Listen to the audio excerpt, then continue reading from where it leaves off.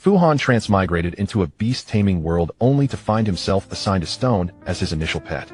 Perhaps it was just an instant, or perhaps 10,000 years passed. Due to an indeterminate reason, Fu Han's consciousness awakened again. Instinctively, Fu Han looked upward.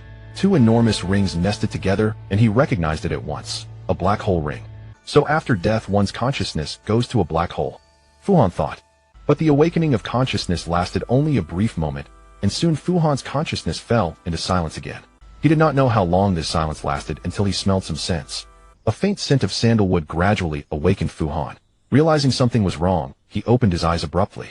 He found himself in an unfamiliar room lying on a soft bed. Sunlight filtered through the crimson curtains, casting a warm glow on the redwood desk.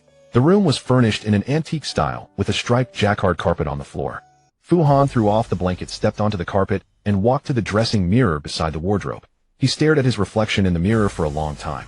He realized he had turned into a 14 or 15-year-old boy. Is this a transmigration? Fu Han suddenly felt dizzy. Then memories surged into his mind like a flood.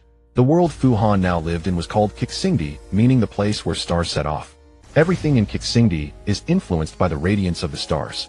Whether birds, fish, or even a flower or leaf, they could gain the power of starlight, evolve, continuously develop different extraordinary abilities, and become extraordinary beings collectively called star beasts.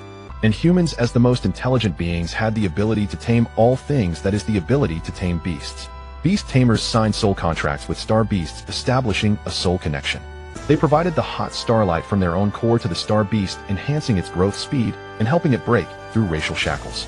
At the same time, the beast tamer also received help from the star beast. Depending on their beast taming talent, beast tamers either commanded star beasts to work and fight or resonated with star beasts to gain their abilities. Beast tamers and star beasts complemented each other, building a great and brilliant beast taming civilization. Beast tamers, as the elite of humanity, naturally became the highest social class. Less than 20 of people could awaken their core and gain beast taming talent. So even a child like Fu Han, who grew up in an orphanage, would be immediately sent to a beast tamer academy if he was found to have the potential. He enjoyed the best conditions and received the highest level of beast taming education. At this moment, Fu Han was at the prestigious Zhuxing Academy. This was a place dedicated to training beast tamers. A flood of memory left Fu Han's head spinning. It took him a full half-hour to recover. Fu Han laughed bitterly in his heart.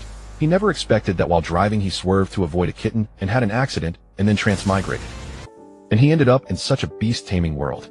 But he felt a little fortunate. He was grateful for this second chance at life. But then he remembered that his current situation seemed unfavorable. His previous self, also named Fu Han, was an ordinary boy who grew up in an orphanage with no background or money. If not for the Alliance's excellent beast tamer training policy, Fu Han would not be living in a single room at a prestigious... Now the Academy was about to assign initial star beasts to Fu Han's batch, but Fu Han himself had a problem. Actually, the initial star beasts assigned by the Academy were not good, and students with means wouldn't even look at them. But for a student like Fu Han, with absolutely no foundation, it was the only option. The Academy, based on the number of students applying for initial star beasts, allocated a batch of star beast cubs suitable for novice beast tamers for selection. The available star beasts were random, and the number matched the number of applicants, one per person, first come, first served. The only condition was that one had to awaken their beast taming talent before they could choose. Students like Fu Han who were selected for the Academy all had the potential to become beast tamers. Their cores had already begun to emit starlight, and with time, they would inevitably comprehend their beast taming talent. But the speed of talent comprehension was also related to talent.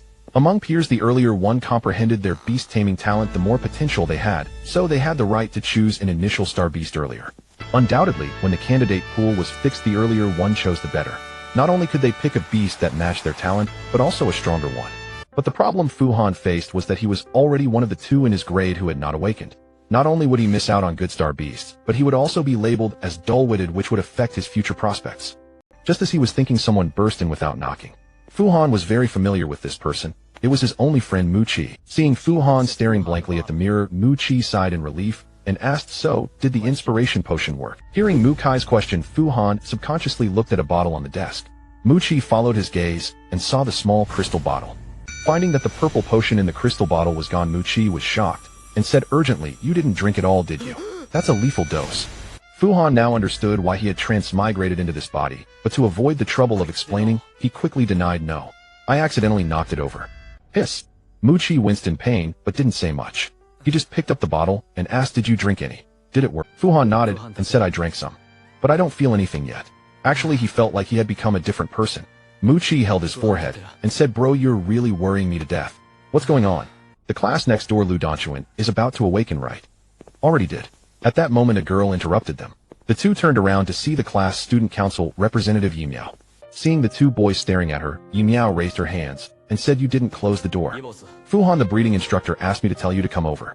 Mu Qi was stunned and asked, "So even Lu Danshun has awakened? Then Fu Han has no choice left." Yi Miao nodded. "Yes. I've delivered the message. I'm off now. You'd better hurry," she said and turned to leave. Fu Han had now become the only one in his grade who had not yet comprehended his beast-taming talent. Only one last star beast remained at the breeding instructor's place. Calling Fu Han over probably meant to let him take the star beast since he had no choice anyway.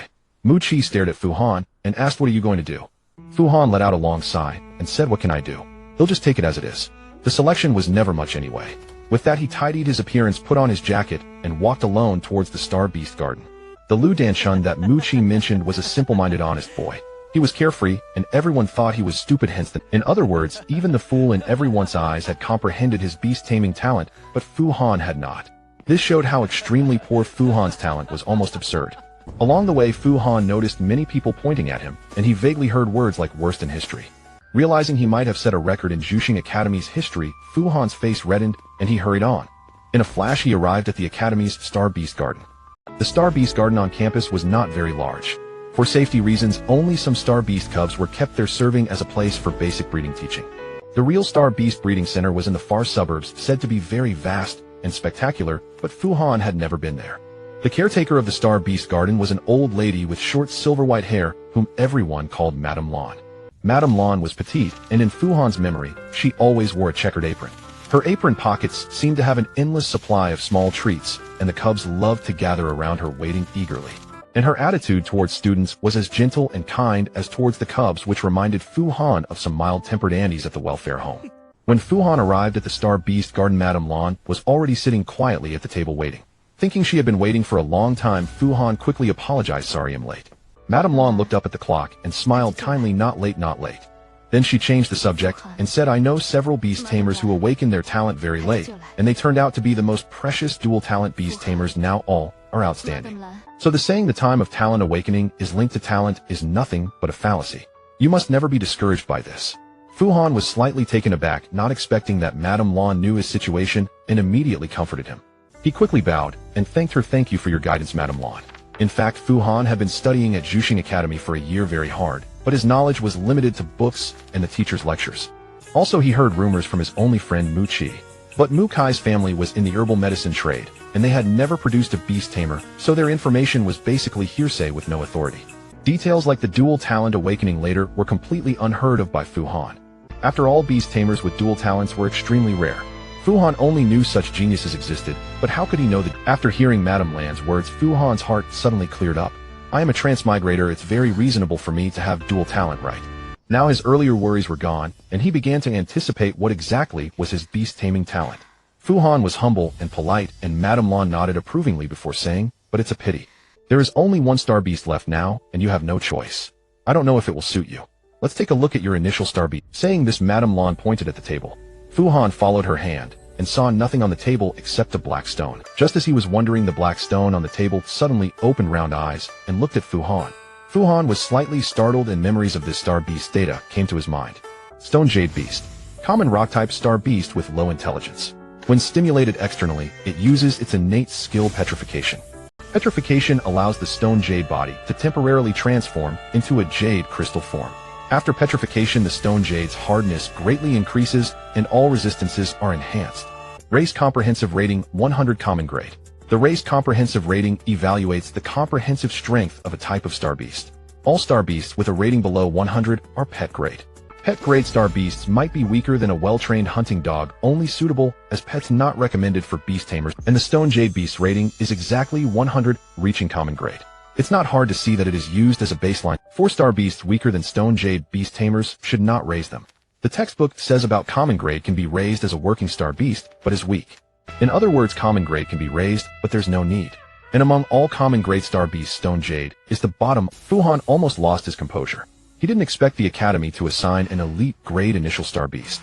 He knew that excellent grade required early awakening, but a plain common grade should be fine, right? who knew that even the bottom of common grade which no one had ever raised would be used to fill the slot. In his desperation, Fu Han couldn't maintain his composure and cried out, "Madame Lan, this stone jade beast can't even move. As an initial star beast, it's not suitable." Madame Lan smiled slightly and said, "Don't be anxious, let me explain. At first I also thought the breeding center had made a mistake.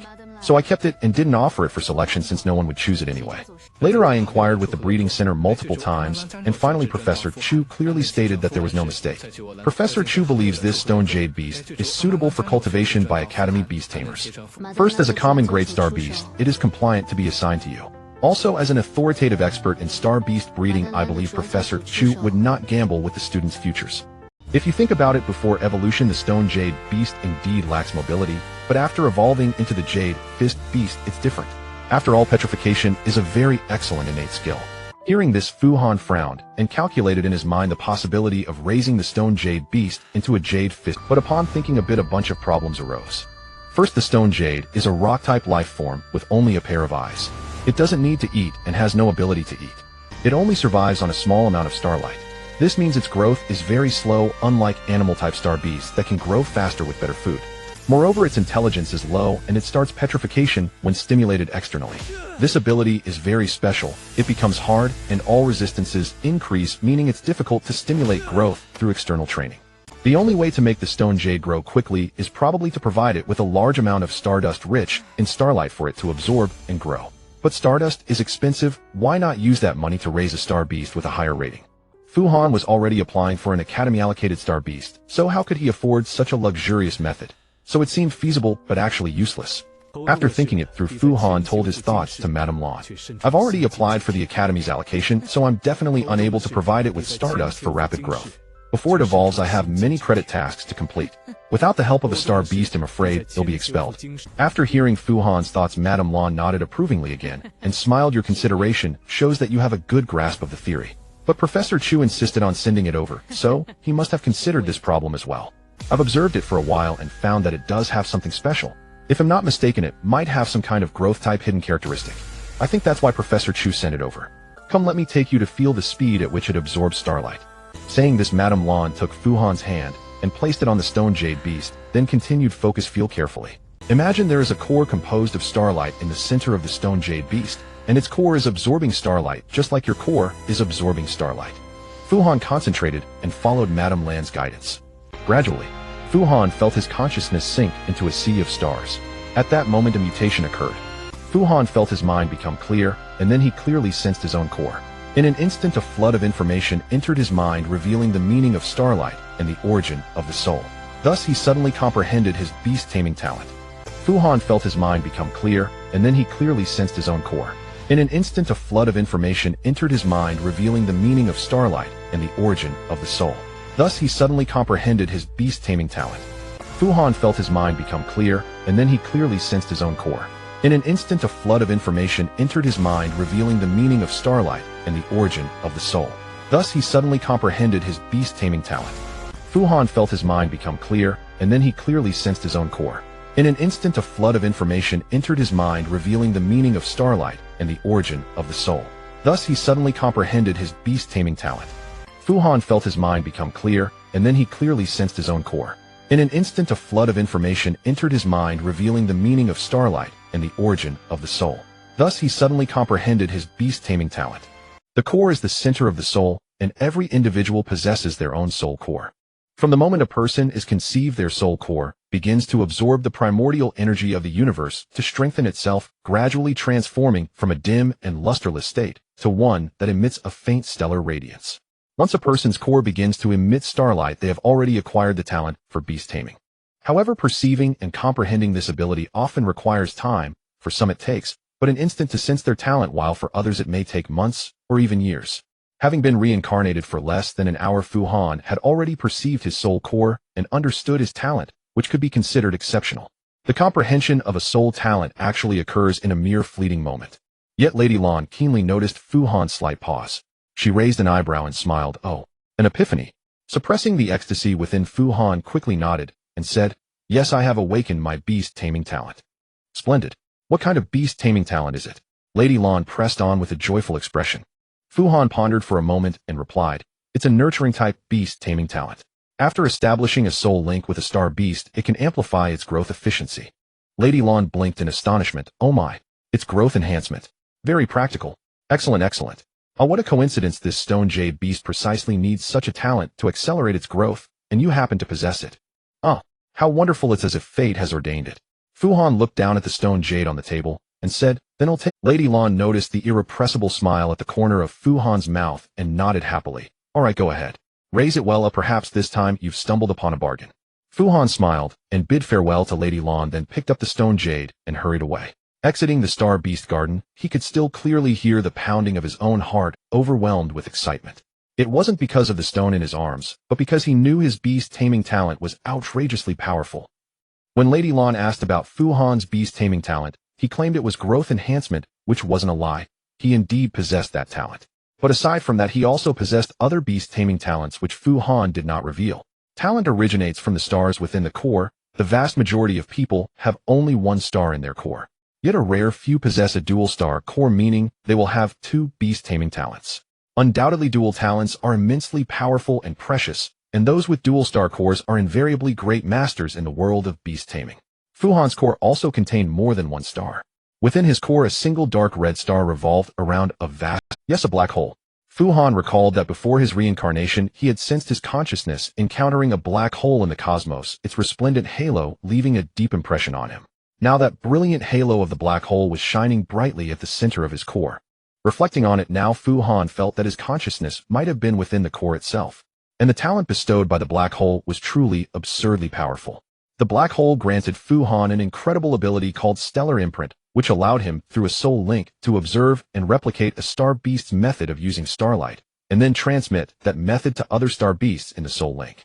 In other words, Fu Han could copy his star beast skills and teach them to other star beasts. As long as the receiving beast's affinity matched the skill, it could learn abilities from other beasts.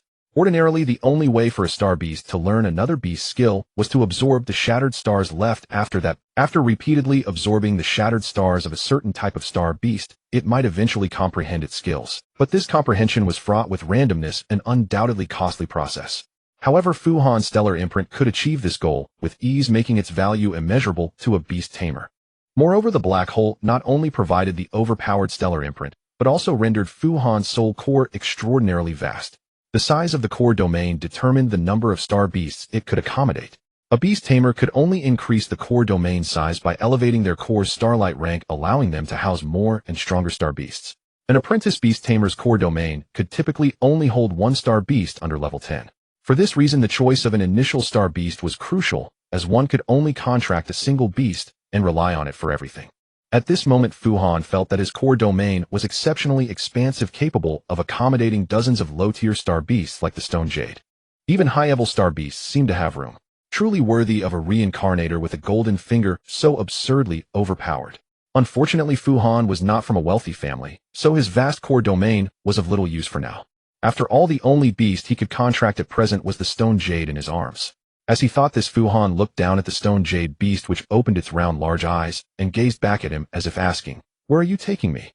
Just then a sharp mocking voice reached Fu Han's ears. "Oh look, someone got a Stone Jade beast. Ha ha, that's ha ha ha." Others joined in the laughter. Fu Han realized he had unconsciously reached the edge of the playground where he had run into the group of privileged beast-taming heirs resting nearby. Those heirs weren't targeting Fu Han in particular. Their sense of superiority was so strong that they mocked anyone who received an ordinary star beast from the academy. Fu Han paid them no mind and tucked the Stone Jade beast deeper into his coat to leave. Just then a member of the heir group, named Song Jie, suddenly called out, "Hey, Stone Jade beasts are hard to raise, you know." Fu Han nodded at Song Jie as a response, then silently turned and walked away. Song Jie was his classmate. Though his tone wasn't friendly, the reminder was well-intentioned, so Fu Han nodded back at him. After Fu Han left, someone by the playground asked Song Jie, "Brother Song, do you mean the Stone Jade beast is just hard to raise, but it can still be decent?" Song Jie nodded and said quietly, "Jade transformation is one of the best low-tier skills. If it evolves quickly, it might be useful." In truth, Fu Han thought the same. Jade transformation was an outstanding skill, no matter what.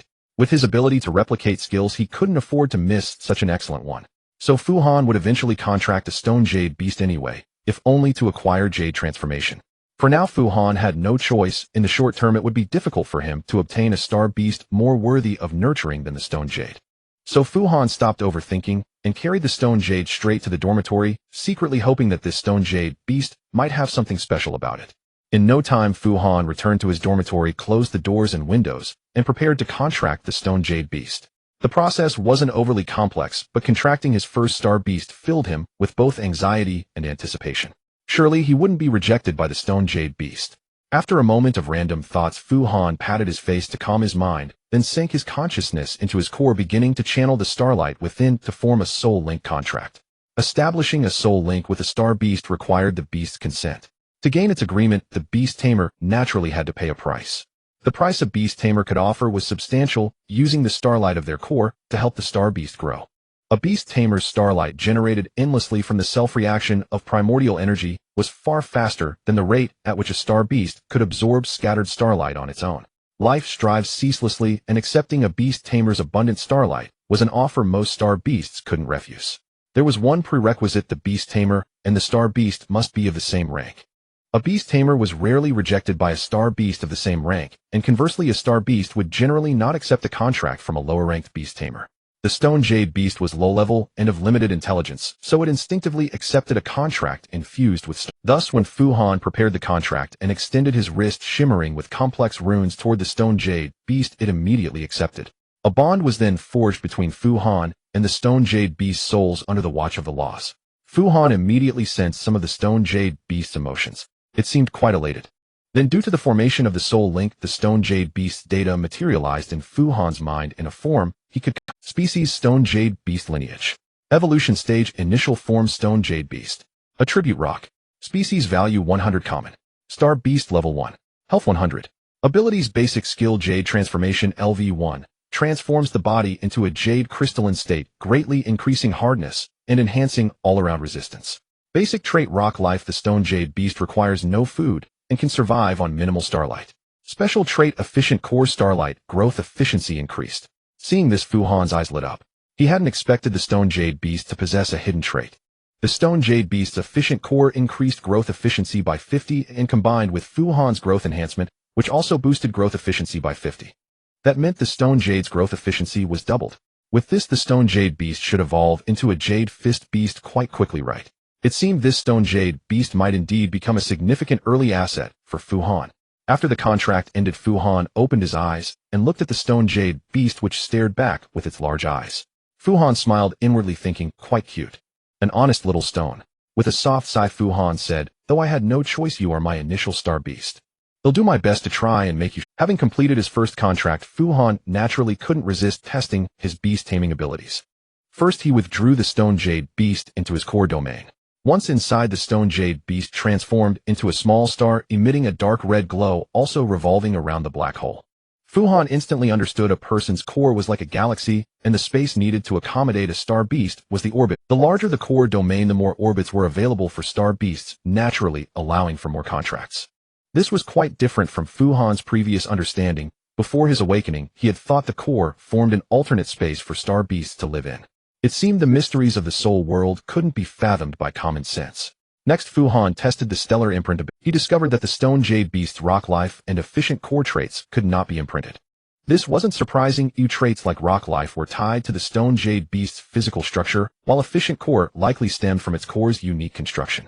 Such traits were innate, not derived from understanding or wielding starlight, so it was only natural they couldn't be imprinted. The jade transformation skill, however, was easily imprinted. Once copied, the skill transformed into a special starlight stored within the black hole, ready to be taught repeatedly. As long as Fu Han was willing, he could condense an imprint using his starlight at any time and transmit the skill to a star beast through the soul link. At this point, a question occurred to Fu Han: what would happen if he taught jade transformation back to the stone jade beast? Without much hesitation, Fu Han began channeling his starlight into the black hole. After a moment, a skill imprint formed, and he guided it toward the small star that was the stone jade beast. The process of imparting skills was remarkably swift. However, the consumption was immense. The star radiance within Fu Han's core was drained to a great extent, causing the entire core to dim. Not only that, but Fu Han also felt as if some of his strength had been siphoned away, and his head began to spin. It seemed that imparting skills also demanded a great deal of physical and mental energy. Nevertheless, it was a success. Fu Han quickly sensed the state of the stone jade beast once more, and the result brought him unexpected joy. The Stone Jade Beast's skill Jade Transformation LV1 had evolved into Jade Transformation LV2. The speed of Jade Transformation had greatly increased along with enhanced strength and resistance. Typically, Star Beasts require extensive practice to raise their skill levels, a crucial training task for Beast Tamers to assist with. Yet Fu Han could elevate his Star Beast skill level simply by repeatedly imparting skills. Stardust Imprint was far more powerful than he had imagined. Moreover, because the skill imprint carried a significant amount of star radiance, the Stone Jade Beast's Star Beast level had risen, and it had jumped from level 1 to level 3, the dark red glow of its little star shining much brighter. This meant Fu Han could transfer his star radiance to his Star Beast more quickly through imparting skills. And this transfer of star radiance evidently benefited from the enhancements of growth enhancement and efficient core, allowing the Stone Jade Beast to ascend 2 levels at once. Fu Han's heart blossomed with joy. With such a formidable beast-taming talent, he knew the path ahead would not be too arduous. Now the Stone Jade Beast's growth rate was promising, and it seemed it would evolve before long. Then Fu Han would have an outstanding companion. However, the consumption of Stardust Imprint was considerable. A Beast Tamer's star radiance is continuously generated by the self-reaction of Source Essence, recovering relatively quickly after depletion. But the lost mental and physical energy were not as easily replenished as star radiance. Particularly mental energy, to keep it at a peak state, required either prolonged rest or mental recovery potions. Yet mental recovery potions were not cheap. Even with Mu Kai's help, it would be a considerable expense. At the moment, Fu Han was utterly penniless. What could he do? Oh, that's right. The allowance. Fu Han suddenly recalled something. Now that he had completed his Star Beast contract, he was a genuine Beast Tamer. That meant he could go to the Academy for an Apprentice Beast Tamer certification, which would not only grant him a Beast Tamer terminal, but also an allowance. With this thought, Fu Han checked the time and quickly rose to certify his Beast Tamer qualifications. But as he stood up abruptly, he promptly sank back into his chair. For no other reason than the exhaustion from imparting skills had left his legs weak. By dusk, Fu Han sat in a corner of the main cafeteria's first floor, fiddling with his Beast Tamer terminal while devouring the free buffet. Fu Han had completed his Apprentice Beast Tamer certification. The process was straightforward. By summoning his contracted Star Beast, he could prove he had awakened his beast taming talent and was a Beast Tamer. However, when Fu Han summoned his Stone Jade Beast, it inevitably drew some ridicule. Fu Han paid it no mind. Having lived 2 lives, he was mature, and such trivial matters did not bother him. But upon summoning the Stone Jade Beast again, he noticed it had grown another size larger, which gave him a headache. It now weighed over 10 kilograms, and if it grew much bigger, he wouldn't be able to lift it. Afterward, Fu Han received his Apprentice Beast Tamer allowance and terminal. The annual allowance was 200 alliance coins, which seemed pitiful when broken down monthly. Fortunately, it was paid in a lump sum, and the money had been credited to his Beast Tamer account just in time to address his urgent needs. Then came the Beast Tamer Terminal.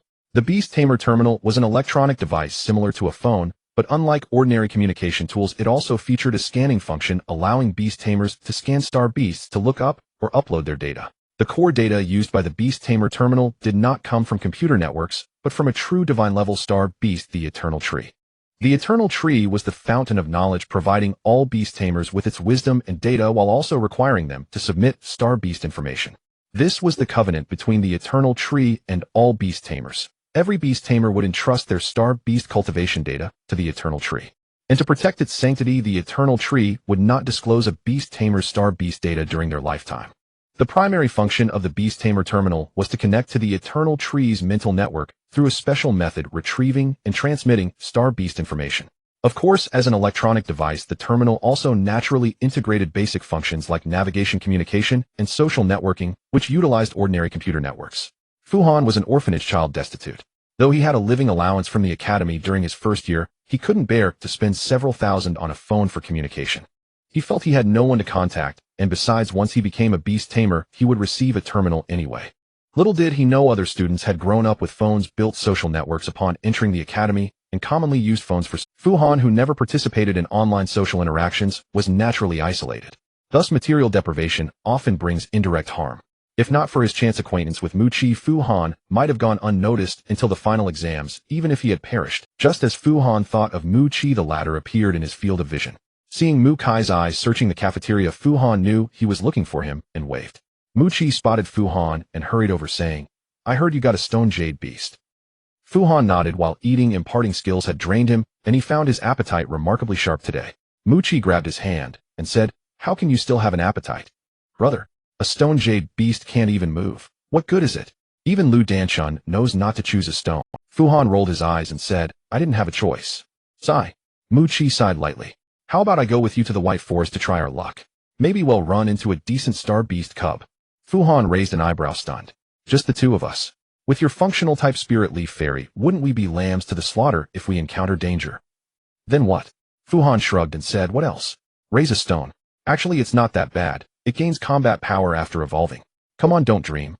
That thing can be raised to evolution so easily. Wait, what's that in your hand? How do you have a terminal? Fu Han smiled faintly. I've awakened. I didn't rest all afternoon. See, I've even got the terminal. Mu Qi tilted his head stunned for a moment, then said, You're really going to cultivate the stone jade beast? Fu Han nodded and lowered his voice.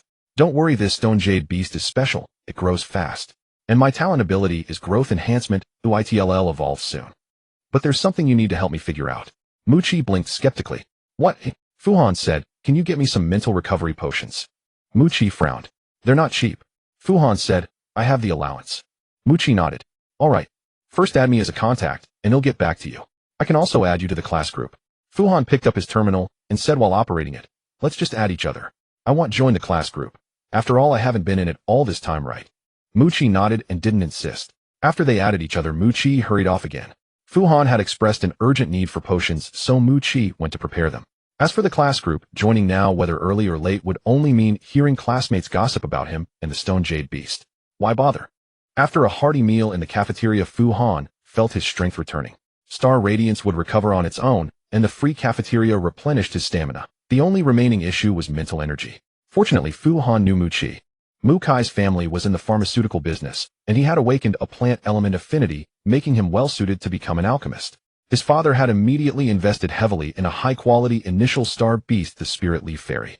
With the help of the Spirit Leaf Fairy, Mu Qi could now concoct some plant-extracted potions. That was why Fu Han had entrusted him with preparing mental recovery potions. Even if Mu Qi couldn't make them himself, he had channels to purchase them. Relying on him was reliable. Once the potions were arranged, the conditions for rapidly growing the stone jade beast to evolution would be largely met.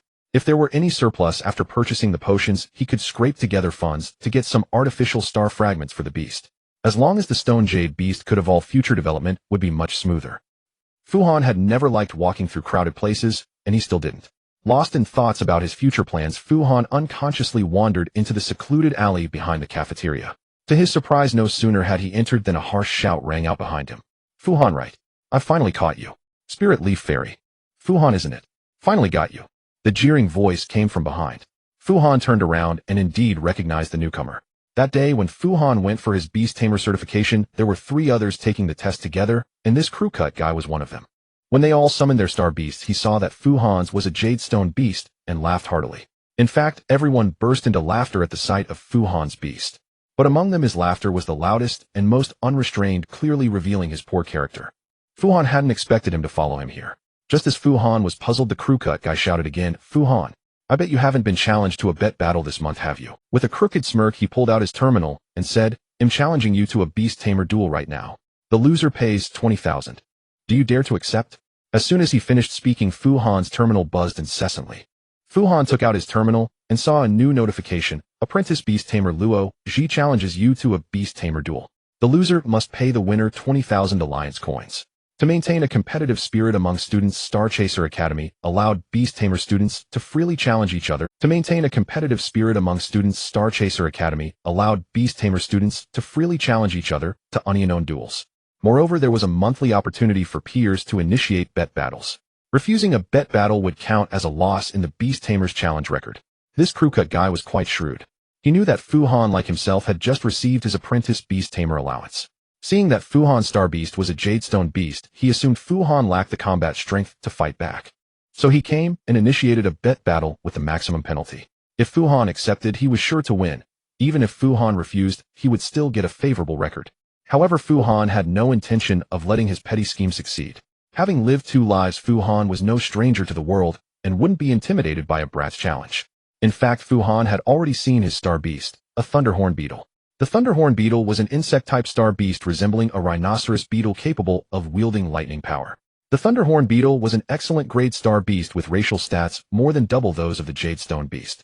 Its growth potential was also impressive, making it a formidable combat beast. Logically, the jadestone beast had little chance of winning such a match.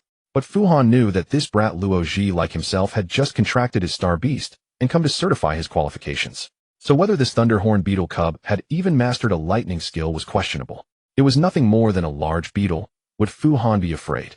Of course not. So he pressed the accept button. Seeing Fu Han accept his challenge, the crew-cut guy was momentarily stunned. Then with a crooked sneer he said, "Didn't expect you to insist on giving me 20,000. He'll gladly take it." With that he waved his hand and summoned his thunderhorn beetle. Fu Han smiled silently and summoned his jade stone beast, holding it in his hand. Then the crew-cut guy shouted, "Thunder charge! Ram him!" Being a hot-blooded youth, he wasted no time commanding his beast to attack. Instantly lightning flickered on the thunderhorn beetle's horn as it charged toward Fu Han. The fact that the beetle had already mastered a skill caught Fu Han off guard, but he remained calm. As the beetle closed in, Fu Han ordered the jade stone beast to enter its jade transformation state. The pitch-black beast quickly turned a lush jade green. Taking a lunge forward, Fu Han aimed at the beetle's horn and thrust the jade stone beast against it. Crack! A crisp sound rang out. Fu Han staggered back several steps, clutching the jade stone beast. He thought to himself that impact was no joke. The thunderhorn beetle was probably in trouble. The jade stone beast was a rock, and everyone knew rocks were hard. Moreover, it had used a LV2 jade transformation skill, greatly enhancing its hardness and resistance. Though the beetle's horn was tough compared to the jade stone beast, it was nothing but a brittle twig. Striking a rock with an egg never ends well. Fu Han looked closely. The beetle's horn had snapped. Seeing his beast injured, the crew-cut guy panicked and rushed to check on it, which left Fu Han momentarily bewildered. What a waste! Fu Han sighed inwardly. Well, he's paying 20,000 in tuition, so we'll teach him a lesson. So he shouted, "Bye." With that, Fu Han hurled the jade stone beast in his hand straight at the crew-cut guy's face. Fortunately, Fu Han had given a warning reminding the guy that the challenge wasn't over yet. He looked up to see a jade green block hurtling toward his face. In his frantic dodge, he failed to avoid it completely. The jade stone beast landed squarely on his foot. The narrow alley soon echoed with his screams. Being a conscientious person, Fu Han received the crew-cut guy's 20,000 and kindly called for a medical. As for what the crestfallen guy lying there was thinking, Fu Han didn't really care. Back in his dorm, he summoned the jade stone beast again and examined it thoroughly. He noticed that the thunderhorn beetle hadn't left even a single white mark on the jade stone beast. Fu Han couldn't help but give a thumbs up and praise tough. The jade stone beast blinked its big eyes confused. Indeed, the jade stone beast didn't move. But upon reflection, neither did swords, spears, axes, or halberds. The jade stone beast didn't move, but Fu Han did. With its hardness, it was more than sufficient as a weapon or shield. Fu Han recalled the days when he used to carry a lead ball in a shoulder bag and fight others. Once that canvas shoulder bag started swinging. What was a god of war? Invincible within arm's reach. Now he could revive that trick. Extending his attack range was always beneficial. Thinking this, Fu Han crawled under the bed and dragged out an old box to rummage through. Unfortunately, he couldn't find a suitable shoulder bag that night. The next morning, Mu Qi knocked on Fu Han's door with dark circles under his eyes. He brought Fu Han 2 bottles of borneal camphor extract. This plant-based extract had a notable advantage: almost no side effects. It was also highly effective for mental recovery. Just a sip could restore one's spirit to full vitality. However, borneal camphor was not cheap. The 2 extracts cost a total of 16,000. Knowing that Mu Qi had only charged him for the materials and had stayed up all night making the medicine, Fu Han accepted the extracts without a word and transferred the money to Mu Kai's account. As he left, Mu Qi asked, "I won't be able to help you much in the short term. Are you confident about evolving your jade stone beast?" Fu Han patted his brother on the shoulder and said, "Rest easy. Everything is under control. You can be 100% assured." Fu Han hadn't been so confident before, but after encountering the wealth-dispensing child crew-cut guy in the dark alley yesterday, his confidence was overflowing. At worst, when the extracts ran out, he would pour all his money into the beast tamer shop to buy artificial stardust. With the dual growth boost, each piece of stardust counted as 2. Fu Han refused to believe the jade stone beast wouldn't evolve. In the following days, Fu Han busied himself repeatedly teaching the jade stone beast the jade transformation skill. With his mental strength keeping up, Fu Han could impart a skill to the jade stone beast every day. After several days, not only had the beast grown stronger, but Fu Han also felt his own mental and physical strength improving. Who knew this could be a form of training? After half a month and over a dozen skill transmissions, the jade stone beast Jade Transformation LV2 had advanced to Jade Transformation LV7. The beast's level had also risen from 3 to 9. But when Fu Han imparted the skill for the 16th time, the skill information underwent an unexpected change. Suddenly, the basic skill Jade Transformation LV7 became Advanced Skill Jade Transformation Ultimate LVMAX. The Jade Stone Beast skill had maxed out, and it had even evolved into an advanced skill.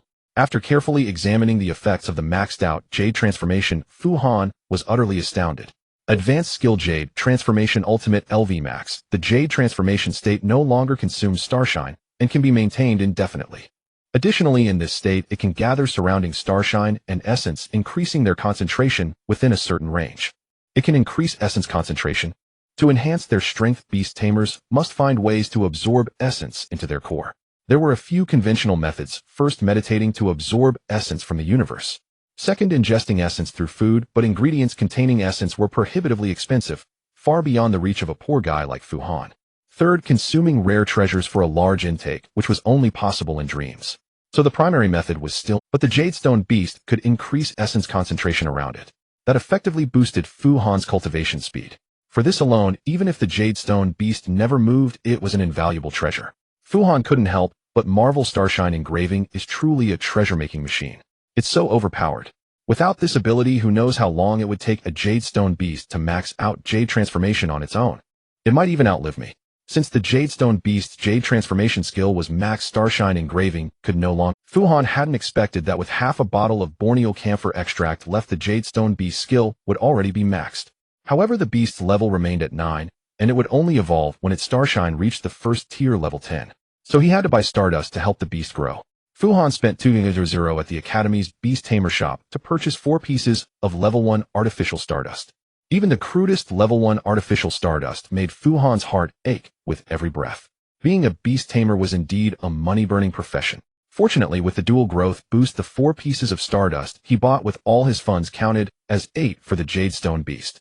After a day of effort, the Jadestone Beast absorbed all the Starshine from the Stardust and smoothly advanced to level. After a day's effort, the Stone Jade Beast absorbed all the Star Radiance from the broken star, successfully elevating its level to 10.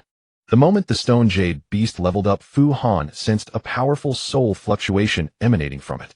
Then various energies, elements, star radiance, and source matter began to rapidly converge around the Stone Jade Beast.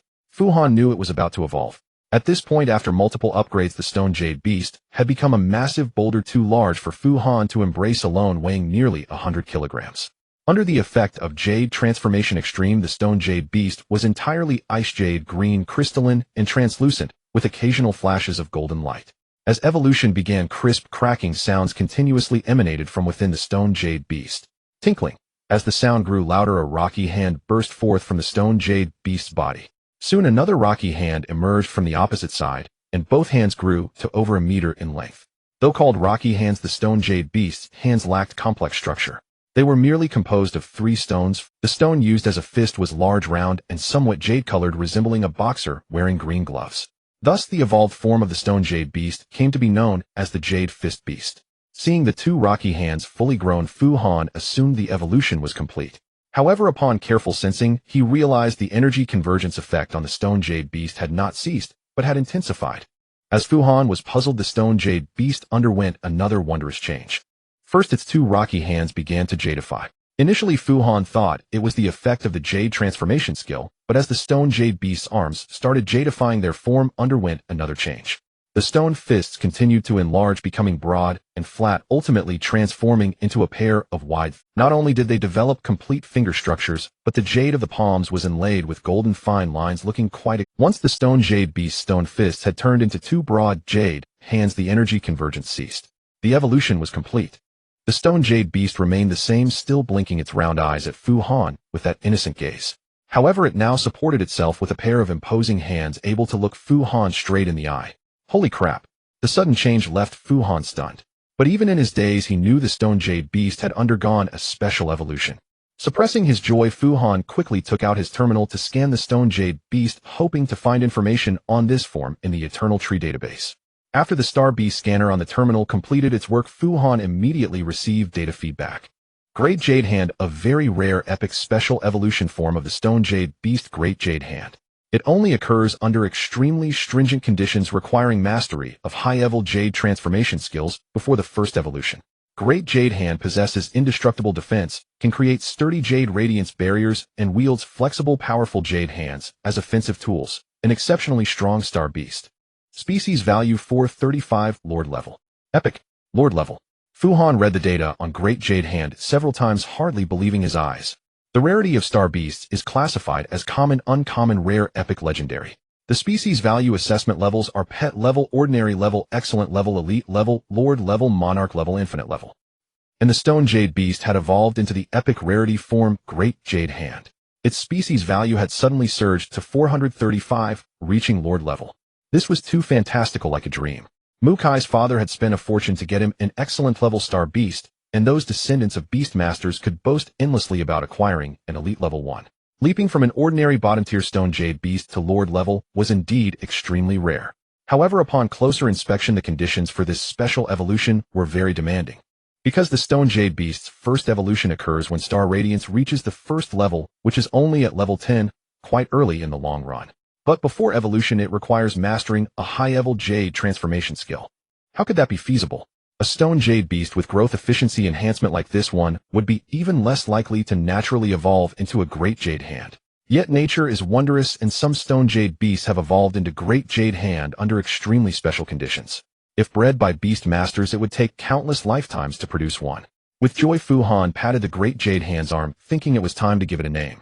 Looking at the great jade hand's mighty fists, Fu Han couldn't help but think, these fists look incredibly powerful, and since the great jade hand has a jade texture, the name Qiyu seems fitting. After considering a few other names, Fu Han still preferred his initial choice, Qiyu, and so the great jade hand's name was settled. He then summoned it back into the core domain and sank his consciousness into the core domain to examine the great jade hand. This time, the little star formed by the great jade hand was 2 to 3 times larger, and its emitted light had changed from red to orange, indicating its star radiance level had risen from level 0 to level 1.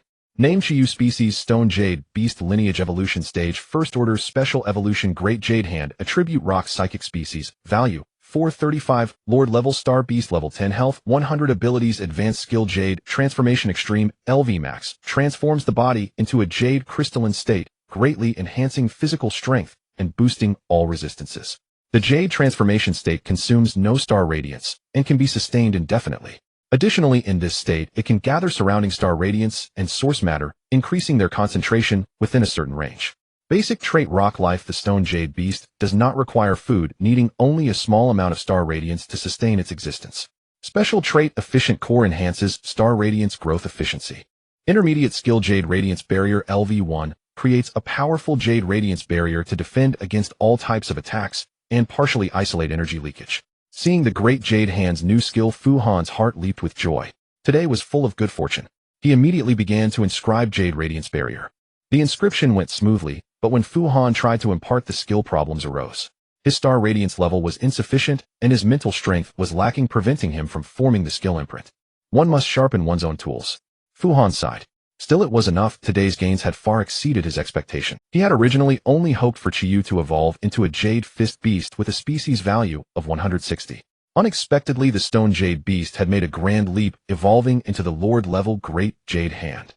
What more could he be dissatisfied with? The only slight regret was that it was getting late, and he couldn't take the great jade hand out for activity. But there was no rush, there would be plenty of time ahead. So Fu Han went to sleep with an exceptionally good mood. The next morning, when he woke up, he found a new message on his terminal. Initially, he thought it was from Mu Qi, but upon closer inspection, it was from the Eternal Tree itself. My dear human friend, Beastmaster Fu Han, hello. I noticed that you uploaded data on an epic rarity Great Jade Hand Star Beast.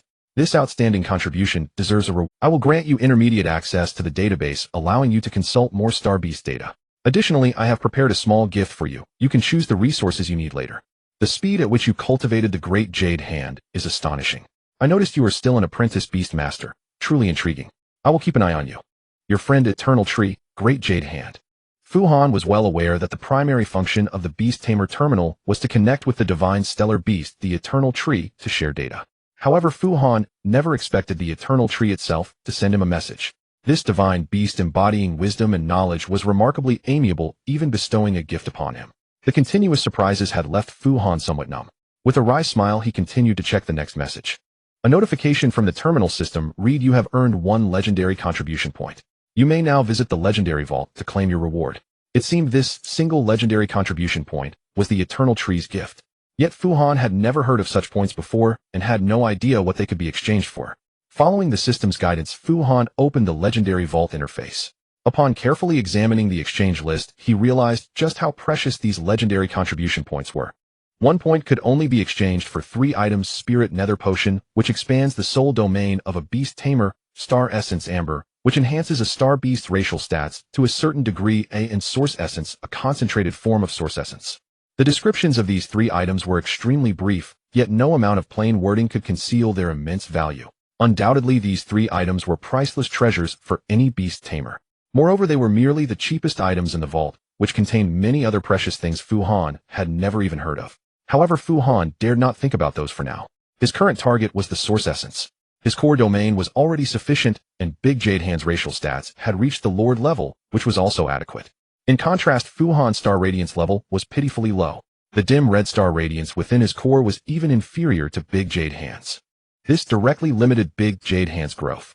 Clearly, using source essence to elevate his own star radiance level would bring Fu Han the greatest improvement. Without hesitation, Fu Han clicked to exchange. Immediately, another terminal notification appeared: exchange successful. The source essence will be delivered to you as soon as possible. Putting down the terminal, Fu Han leaned back against the pillow, staring at the ceiling for a moment, then sighed a good start. Keep pushing. With that, he sprang up, washed up, dressed, and headed out. Ever since Fu Han contracted the Stone Jade Beast, he had been met with whispers and ridicule wherever he went. Though they thought they were being quiet, Fu Han still caught their words. Today was no exception. Fu Han could have summoned the evolved Big Jade Hand to silence their mockery, but his mature nature prevented him from such pointless acts. Instead, he resolved to keep Big Jade Hand's true strength hidden.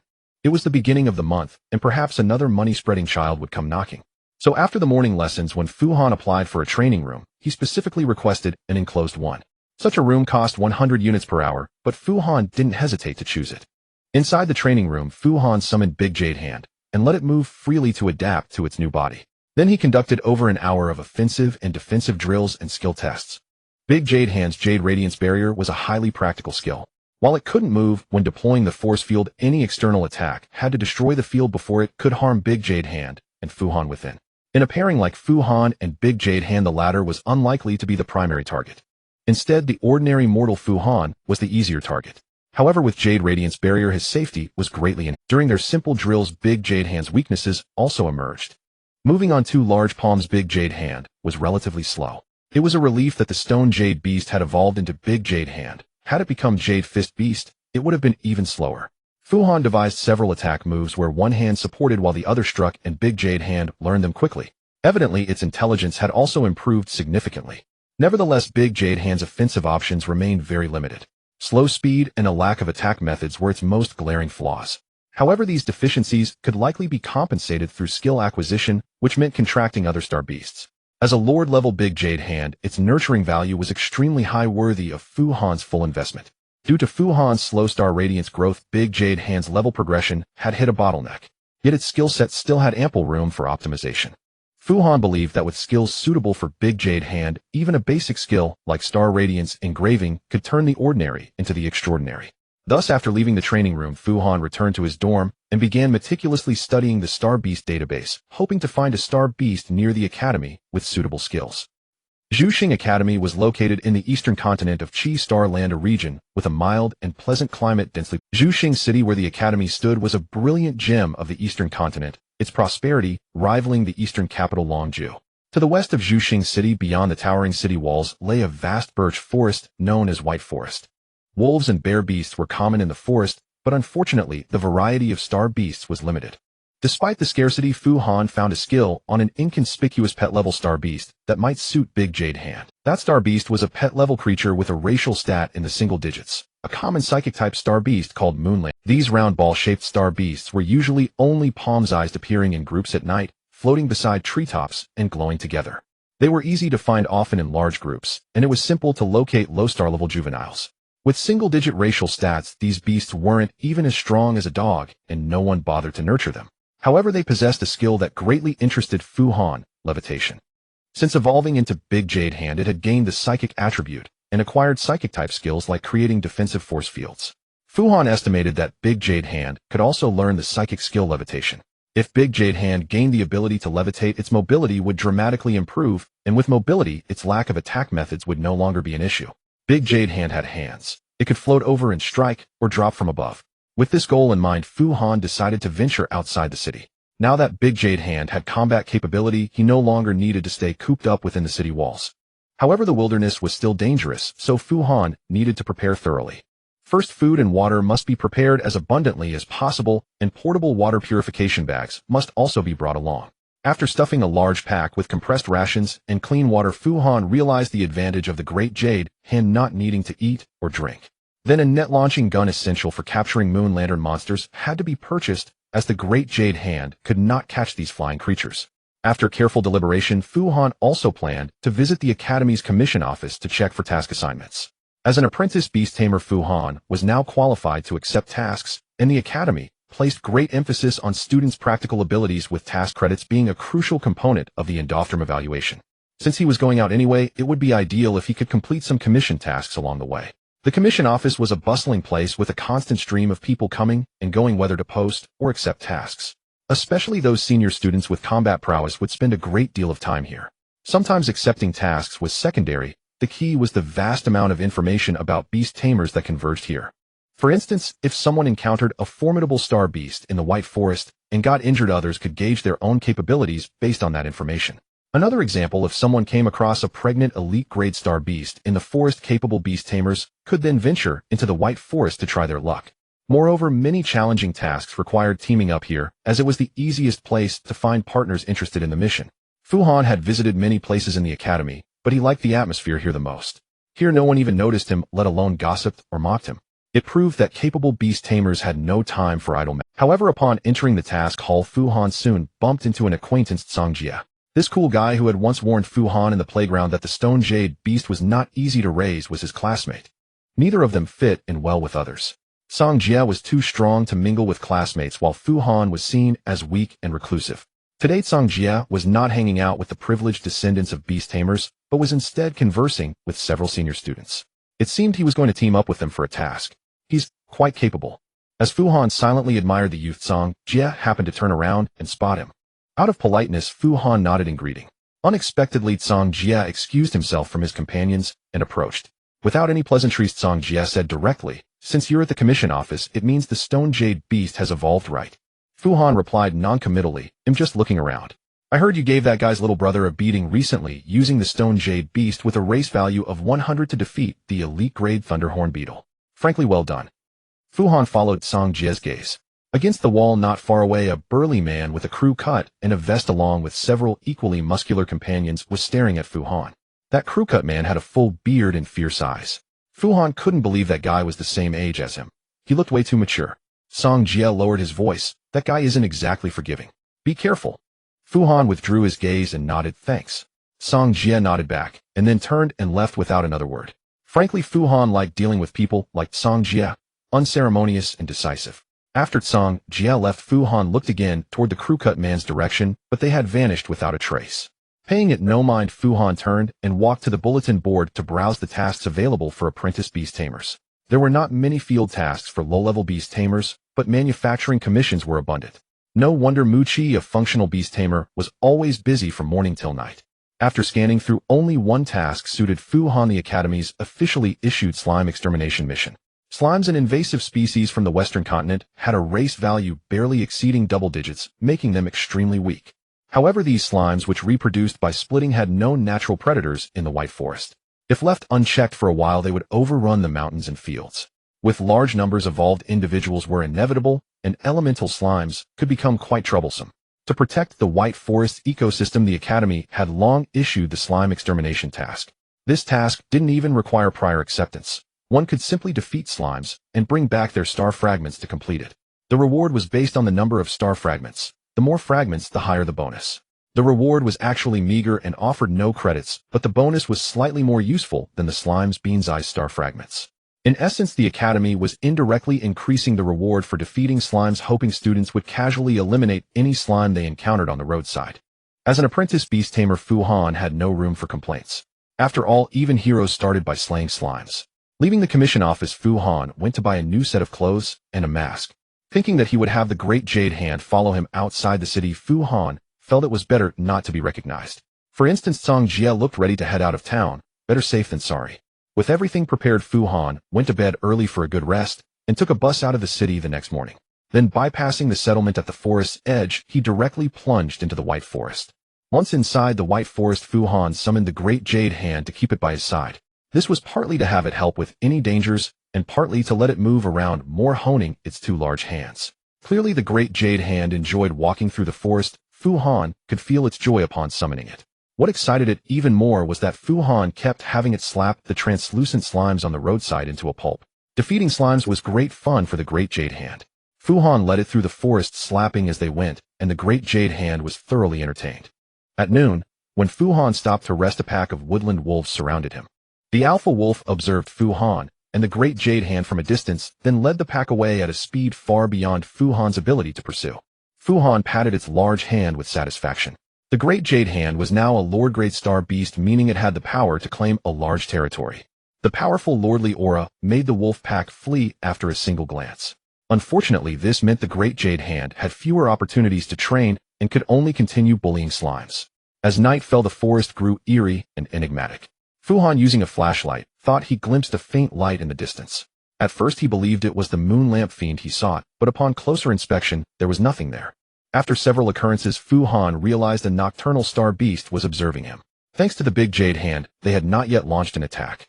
In the dead of night, after searching the woods for hours, the flashlight's battery began to wane. Soon it flickered and died. Fu Han regretted buying such a cheap device. The shopkeeper claimed the solar-powered flashlight had a 12-hour battery life, but in reality, it lasted only half that. As Fu Han fretted, he noticed a distinct glow in the distance. After confirming it was not flickering, he moved closer. Rushing toward the light, he found the moon lamp fiend he had been seeking. A faint smile crossed his face. Not bad luck. The moon lamp fiend had a single-digit racial value and scan intelligence. Even as Fu Han stood under the tree observing them, they showed no reaction. The nest contained about 40 to 50 moon lamp fiends, some as large as soccer balls, others as small as a fist. The terminal scanner could roughly detect the star beast's astral glow and gauge its level. Though not entirely accurate, it provided sufficient reference. To find a suitable contract target, Fu Han used the terminal to check the moon lamp fiends' levels. Despite being mere moon lamp fiends, most had surpassed level 10, with astral glow reaching the first tier. Fu Han with 0-tier astral glow could hardly form a contract with them. Among the swarm, a few juveniles existed, the smaller ones. Fu Han's gaze darted among them, seeking one slap. Since he planned to keep it for a while, he noted that moon lamp fiends glow in darkness, making them a perfect replacement for his unreliable flashlight. After observing, Fu Han noticed a juvenile moon lamp fiend composed of two spheres. He raised an eyebrow and smiled. That's the one. Occasionally, a dual-bodied variant appears among moon lamp fiends. It differed little from others save for a slightly higher racial value reaching double digits. However, its rarity increased from common to rare. He only needed a lamp to learn a skill, so individual differences mattered little. Yet with a rarer option available, he would not hold back. The shopkeeper's flashlight proved unreliable, but the net gun was of good quality. Thanks to Fu Han's past life shooting experience, the net gun struck true. Soon the dual-bodied moon lamp fiend was pulled close. The capture caused no reaction from the group. The contract proceeded. Instantly, the dual-bodied moon lamp fiend's information appeared in Fu Han's mind. Moon lamp fiend species, moon lamp fiend lineage. Evolution stage, initial dual-bodied variant. Attribute psychic. Racial value, 11 pet grade. Star beast level 2. Health 60. Abilities basic trait energy construct. The small fiend is composed of energy, sustaining life on minimal energy. Special trait dual light body skills of the dual-bodied moon lamp fiend gain the exorcism property. Primary skill levitate LV1. Uses astral glow to resist gravity and hover in the air. Primary skill glow LV1 emits light. After reviewing the data, Fu Han was surprised that the dual-bodied moon lamp fiend possessed such a quality trait as exorcism. Skills with the exorcism property inflict additional effects and damage on dark and undead types. This trait is typically exclusive to light-type star beasts. Despite its excellent trait, the moon lamp fiend's racial value was too low. Merely being hit by the net gun reduced its health. Fu Han silently thanked his luck that it flew high, dissipating most of the net gun's kinetic energy. A closer shot might have killed it outright. With such a fragile body, even the exorcism trait would be useless against the typically powerful dark and undead types. It was in essence meaningless. Nevertheless, intrigued by the dual-bodied moon lamp fiend's exorcism trait, Fu Han decided to look into its evolution. Upon checking, he discovered that the evolution form was intermediate level data. Fortunately, he had already obtained intermediate database access. Spirit Moonlight, the legendary evolution form of moon lamp fiend Spirit Moonlight, requires immersing the moon lamp fiend in the 7th moon pool for purification to complete evolution. Fu Han searched his memory, recalling that the 7th moon pool was said to be the bath where the moon bathed. Did such a legendary place truly? Fu Han searched his memory, recalling that the 7th moon pool was said to be the bath where the moon bathed. Did such a legendary place truly exist? With such harsh evolution conditions, why was the racial value only 235? Ridiculous. Fu Han immediately abandoned the idea of evolving the moon lamp fiend, and instead began imprinting its skills. The glow skill was simple, and Fu Han quickly completed the imprint. Levitate was slightly more complex, but still only eager to test if the big jade hand could learn levitate. Fu Han sat under the tree illuminated by the moon lamp fiend, and began forging the skill imprint to teach it. Soon Fu Han fell into a dazed, weak state with dizziness and limp limbs. Fortunately, the big jade hand successfully learned levitate. Newly mastering levitate, the big jade hand hovered upside down, its eyes filled with confusion. Fu Han steadied it and guided it through adapting to the new ability. After watching the big jade hand gradually adjust, Fu Han leaned against the tree and began gnawing on a high-calorie nutrition. Sensing Fu Han's fatigue, the big jade hand approached and opened its large palm to shield him protectively. A warmth filled Fu Han's heart as he drifted into sleep. The next day the weather was clear and he awoke at noon. Looking up, the moon lamp fiends had vanished.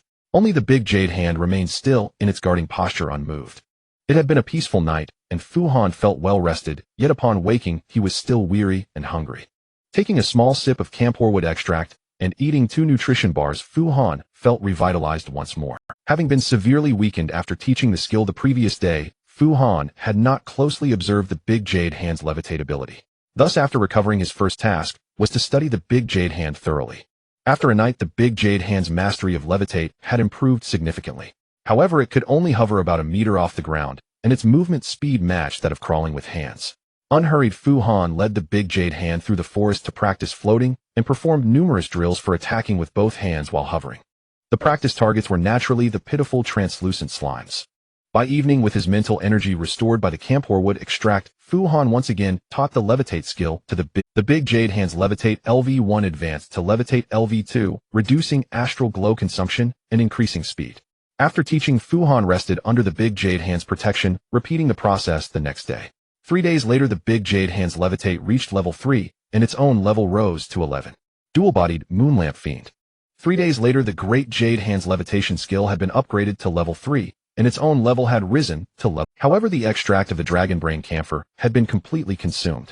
Though Fu Han maintained his mental energy at full capacity, being out in the wilderness, he dared not continue enhancing the great jade hand's levitation skill.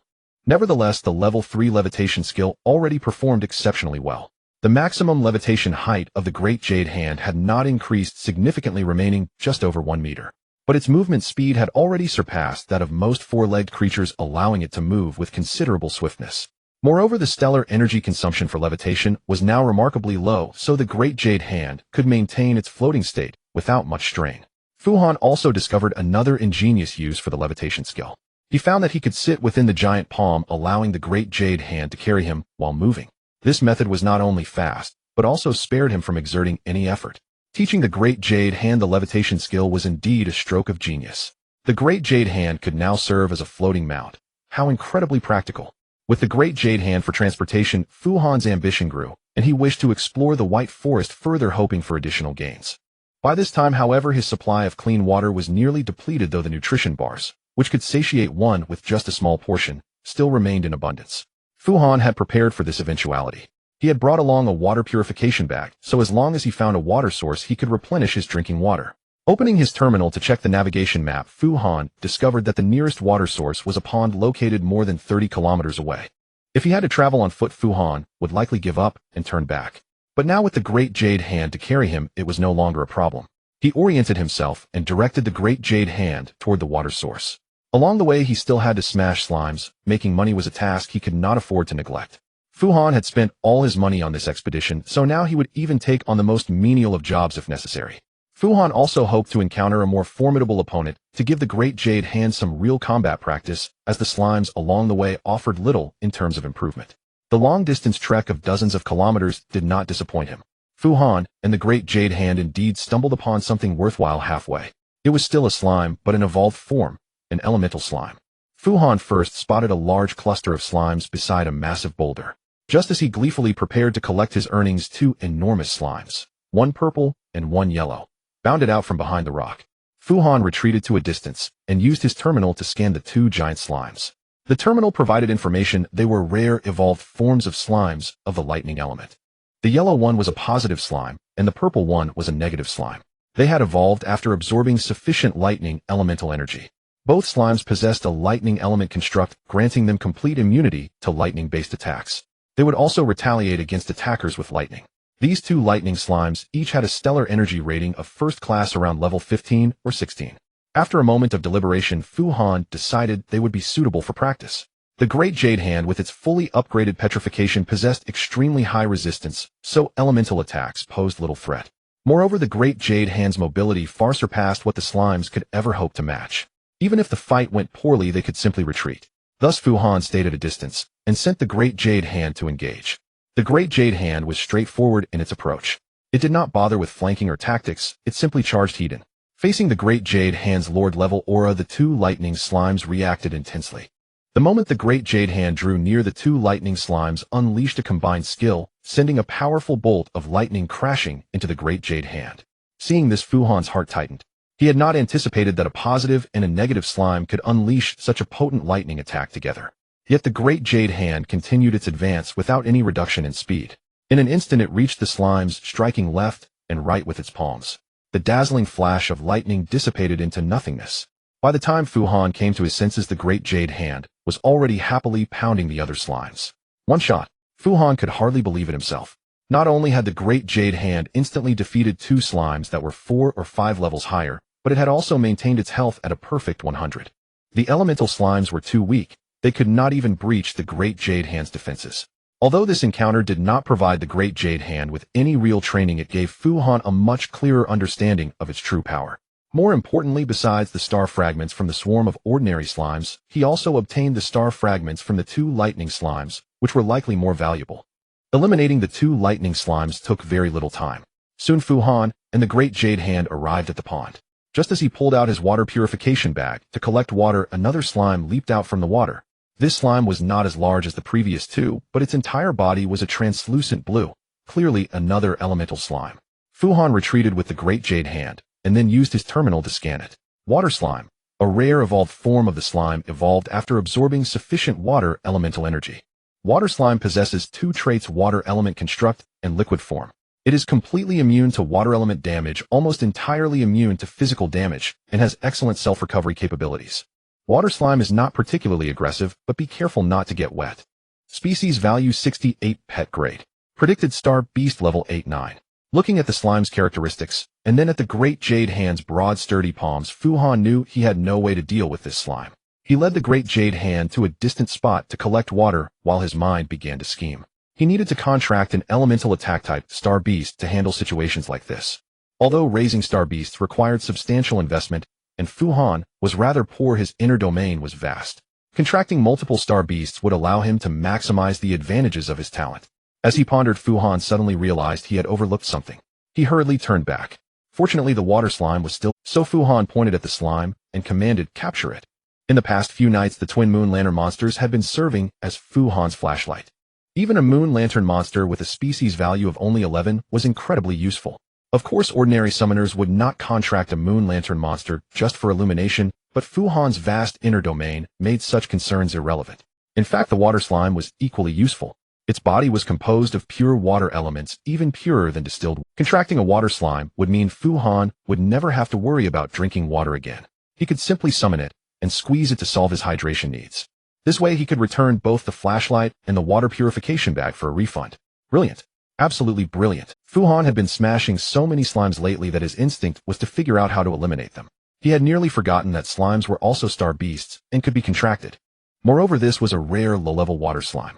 If he missed this opportunity, he might have to wait until he became a junior beast tamer to find another water slime. A moment later, the Great Jade Hand returned carrying the wobbling water slime. Fu Han immediately began the contract ritual. The contract went smoothly, and another tiny star appeared within Fu Han's core. Water slime. Species slime lineage. Evolution stage, first stage, water element evolution. Element water. Species value 68 pet grade. Star beast level 9. Health 100. Abilities basic trait water element construct relies on water elements for survival and is completely immune to water element attacks. Basic trait liquid form. The liquid body allows the water slime to pass through narrow spaces and provides near complete immunity to physical attacks. Basic skill self-healing LV1 gradually restores health over time. An unremarkable water slime with no special traits. Fu Han collected some water from it and tasted it. To his surprise, it was refreshingly sweet and thirst-quenching. After contracting the water slime, Fu Han felt that his journey had been quite fruitful, and a desire to return home began to stir within him. After all, suitable opponents for the Great Jade Hand were hard to come by, and he could not afford to wander the forest indefinitely. But it was already late in the day, so Fu Han decided to rest by the pond and head back the next morning. He cleared a patch of open ground near the pond to set up a temporary camp. Then he began fiddling with his net gun, hoping to catch a wild hare or a forest chicken. On one hand, he had been eating beef-flavored nutrition bars for days and was starting to feel nauseated. On the other hand, it was also a way to practice his wilderness survival skills. However, just as he was about to start hunting, he suddenly heard the sounds of battle in the distance. There were not only intense crashing noises, but also the shouts of a beast tamer commanding their star beast. Fu Han put away his net gun, mounted the Great Jade Hand, and stealthily approached the source of the noise. Water slime.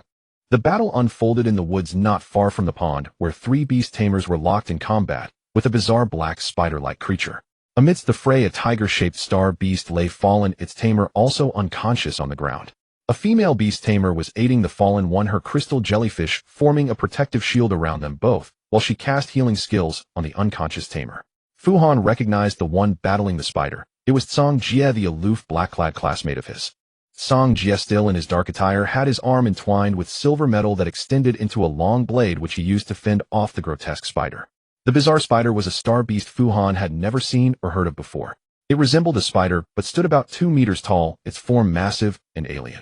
Its body was like a small disc connecting 4 long, spindly legs devoid of any organs, seeming merely a connector for the limbs.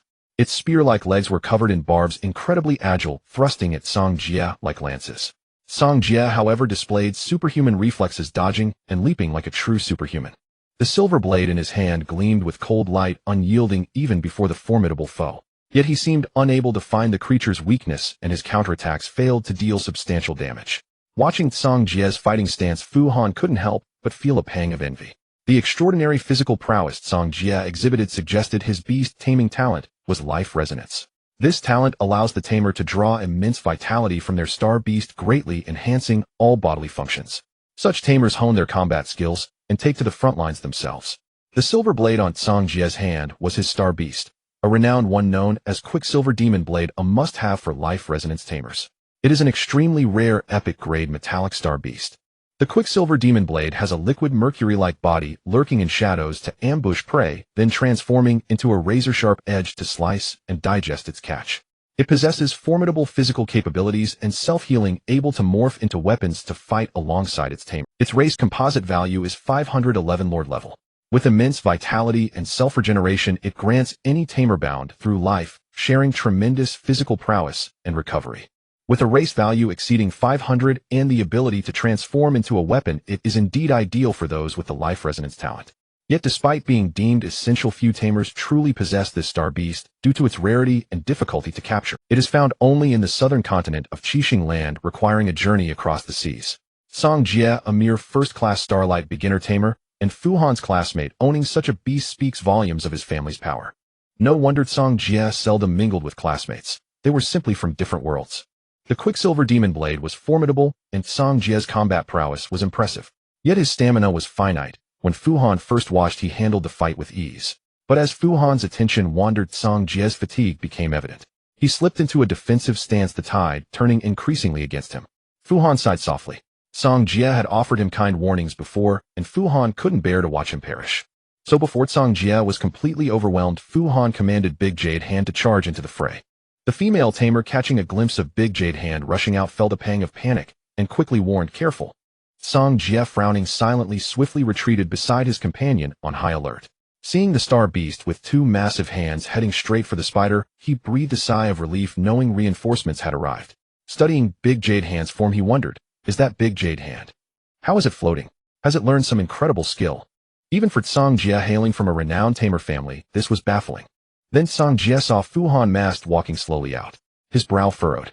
Despite the mask, Zhuxing Academy felt a strange familiarity with the figure. It resembled that bottom-ranked classmate who had been assigned as Stone Jade Beast. No way, Zhuxing Academy thought. A strange screech from the spider monster interrupted his thoughts. Turning, he saw Big Jade Hand, and the spider locked in combat.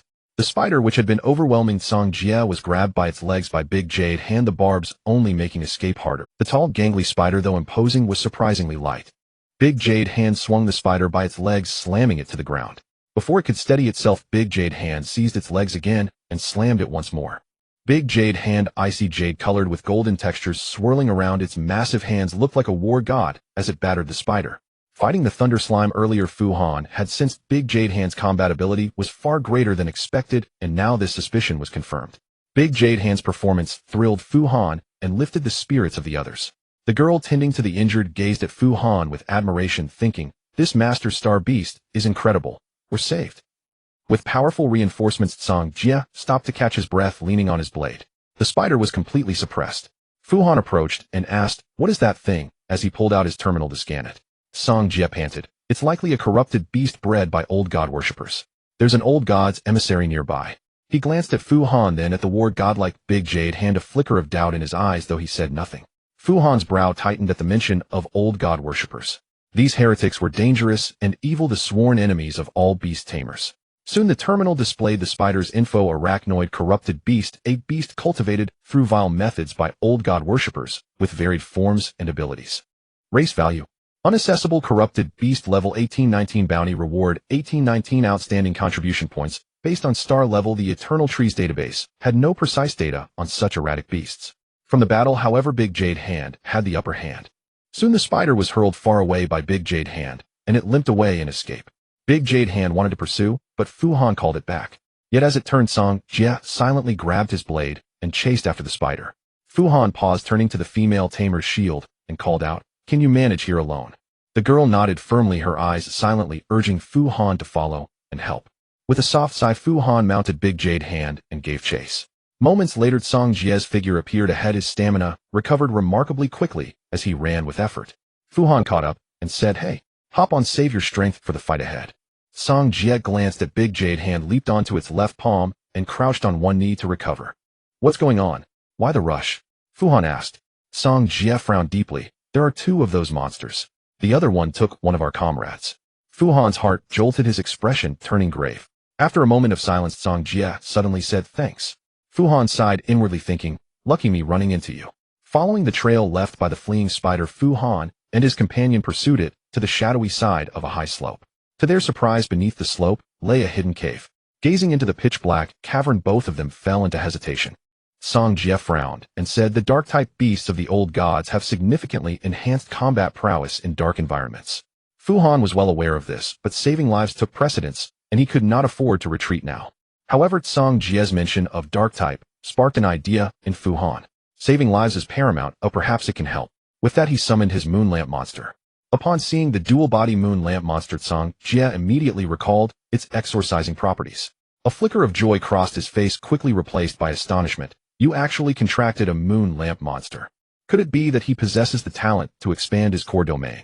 Is he truly that person? The one who always..." The dual-body moon lamp monster's skills came with an exorcising effect, but it only had one ability: illuminate. Using illuminate to harm a dark-type beast was impossible. Nevertheless, the exorcising illuminate was sufficient to neutralize the dark-type's advantage in the darkness. Unfortunately, the moon lamp monster could not dispel the chilling foul odor within the cave. As they entered, both furrowed their brows and unconsciously quickened their pace. The cave was not very deep. In a moment they passed through the narrow entrance and arrived at the underground chamber. The great Jade Hand guarded Fu Han, while Song Jie raised his demonic blade ready for battle. Yet the anticipated attack never came. Aside from some unsettling dripping sounds, the place seemed devoid of activity. Fu Han directed the moon lamp monster to float higher, expanding the range of light. Soon they could vaguely make out the full lit. There was a bed constructed from logs, and beside it on a stone sat an oil lamp. Fu Han and Song Jie exchanged glances and approached the bed to inspect.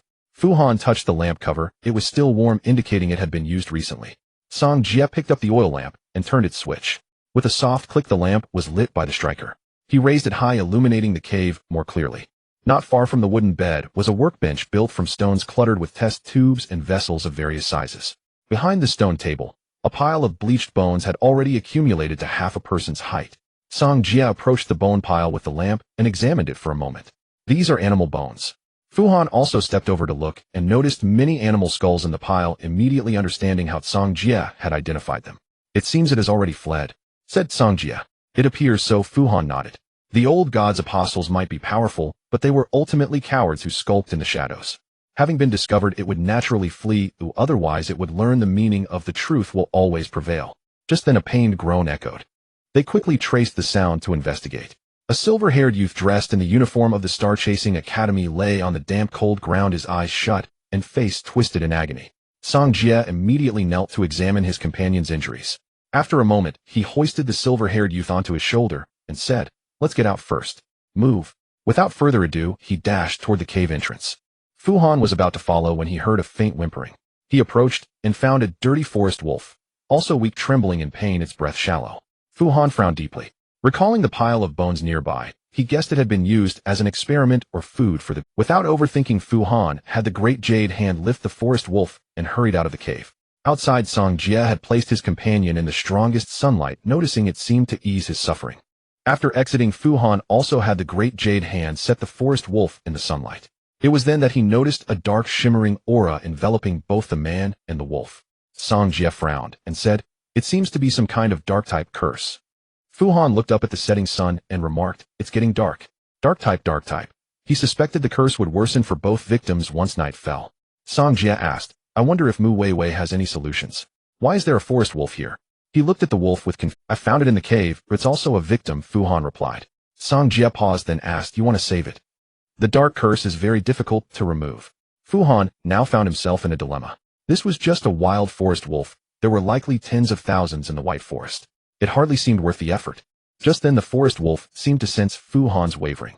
It struggled to extend its front paw and placed it on Fu Han's foot, letting out a whimper, as if pleading, "Please save me, I want to live."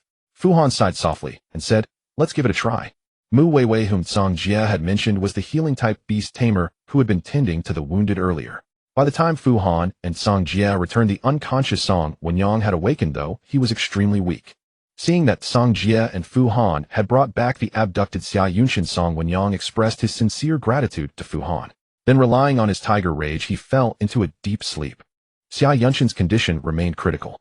Mu Weiwei said he was being eroded by some dark force. Fortunately, he seemed to be resisting fiercely. The dark power had not yet penetrated too deeply and could likely be removed. However, Mu Weiwei's water-type healing skills were completely ineffective against it. He could only rely on his own regenerative abilities until a light-type power could intervene. Worried about Xia Yunshin's state, the group decided to travel overnight to the gathering point so he could receive treatment as soon as possible. As for the forest wolf, Mu Weiwei said it had been eroded longer than Xia Yunshin and was essentially beyond saving. Even if an expert could save it, the cost would be too high. Mu Weiwei didn't say it aloud, but Fu Han understood her meaning. By dusk, they were ready to depart. The great jade hand carried the two injured. Mu Weiwei tended to them by its side. Song Jie led the way with his demonic blade raised. They were about to set off. Yet Fu Han hesitated as he looked at the feeble forest wolf. "Senior," Mu Weiwei called out, noticing his reluctance. Mu Weiwei and the others assumed that the mysterious Fu Han was a senior student from the academy, so they always addressed him. In reality, they were all third-year students, meaning Fu Han should have been the one calling them seniors. Song Jie raised no questions, and Fu Han certainly didn't explain, so the title stuck. "You go ahead. I'll give it a quick end," Fu Han explained. Hearing this, Mu Weiwei quickly turned away, unwilling to witness a brutal scene. Song Jie sighed softly and said, "Well, go ahead." With that, he took the lead. Fu Han then instructed the great jade hand to follow Song Jie. Once the others were far off, Fu Han crouched down to look at the forest wolf. Once again, the remarkably perceptive creature seemed to sense his thoughts. It struggled to nuzzle its head against Fu Han's hand, licked his palm, and whimpered softly as if pleading, "Please, please." In that moment, Fu Han's earlier resolve crumbled completely. Or perhaps it had never truly existed. He didn't even have a knife on him. Fu Han looked up to see Song Jie and the others disappearing into the distance. He sighed, then reached out to the dying forest wolf. This time, complex runes flickered on his wrist, and within those runes lay a contract. Song Jie, the leader, kept his pace within Mu Weiwei's capability to follow. After Fu Han rejoined the group, he silently walked at the tail end. Everyone sensed that Fu Han seemed to be in a heavy mood, so they all remained silent. In truth, Fu Han was indeed somewhat solemn, as he was sensing the condition of the forest wolf. Forest wolf race, wolf clan, evolution level, initial attribute, animal race value, 141 common, star beast level, 16 health, 18 dying, suffering from severe dark erosion, health continuously declining. Abilities: basic trait wolf clan adaptation. Wolves possess remarkable endurance, able to maintain excellent stamina and physical strength even without food for extended periods. They also have strong adaptability, allowing survival in various conditions. Primary skill: cooperation. When fighting alongside companions, it becomes easier to find opportunities to strike at the enemy's weak points. After reviewing the forest wolf's condition, Fu Han couldn't help but sigh inwardly. He felt he might have acted impulsively. He shouldn't have contracted it. A contract establishes a soul link with a star beast. Whether the beast tamer abandons the star beast or the star beast dies, it will cause damage to the tamer's soul. Although soul power can recover, soul weakness can sometimes persist for months. Now the forest wolf was on the brink of death with health constantly declining. If Fu Han couldn't save it, he would suffer as well. Fu Han couldn't quite explain his thoughts. In his past life, there was that stray cat that suddenly darted out from the roadside. In this life, there was this dying forest wolf. Fu Han could only say he probably hadn't changed, outwardly appearing mature and rational like an adult, but deep down, he was a soft-hearted person. Of course, Fu Han wasn't entirely helpless. What truly drove him to contract the forest wolf was Mu Weiwei's remark that Xia Yunshin needed to rely on his own self-healing ability to hold out until light-based intervention arrived. And Fu Han recalled the self-healing skill possessed by the water slime. The skill had already been imprinted. If he could impart self-healing to the forest wolf, it might help it endure. Though it might be painful, Fu Han believed the forest wolf seemed to want to live. Moreover, the wolf clan indeed possessed enough perseverance to hold out until things turned around. When the sky began to lighten, the group arrived at the assembly point. Many beast tamers were either setting out or resting. Upon seeing the wounded, everyone worked together to send the two injured onto a vehicle returning to Zhuxing City. When Song Jie and Mu Weiwei wanted to properly thank Fu Han, they found he had already vanished. From the start, Fu Han had no intention of revealing his identity, so he left without a word. Moreover, after a night, the forest wolf's health had rapidly dropped to 8. Fu Han could no longer afford to delay, and quickly found a quiet spot at the edge of White Forest to sit down and begin imparting the skill to the forest wolf. As usual, Fu Han's consciousness sank into the core domain. He gathered star radiance into the black hole to forge the skill imprint, then cast it toward the star that represented the forest wolf. But just as the skill imprint was about to touch the star, a mutation occurred. From the forest wolf's orange star, a surge of dark energy erupted, rushing toward the skill imprint, as if to devour. Seeing this, Fu Han quickly used his will to withdraw the imprint, but the dark energy became even more violent, dragging the skill imprint toward the forest wolf star. The imprint then sank into the star beyond Fu Han's control. Moments later, the forest wolf's small star calmed down, and both the skill imprint and the dark energy had vanished. Fu Han felt a headache coming on, and quickly checked the forest wolf's condition. To his surprise and delight, the forest wolf had successfully mastered a new skill, but it wasn't self-healing LV1, it was dark self-healing LV1. Advanced skill Dark Healing LV1 absorbs dark elemental energy for treatment, greatly enhancing self-healing ability and converting dark energy attacks into healing. A skill mutation. Fu Han wasn't too familiar with this phenomenon and could only speculate. But the forest wolf's changes didn't stop there. It also gained a new special trait, Dark Core. Special trait Dark Core greatly enhances perception and control over dark elemental forces. Fu Han then quickly checked the forest wolf's attributes and found it remained an animal type, without gaining the dark attribute. In truth, what form it had taken seemed unimportant at the moment. What mattered to Fu Han was its health.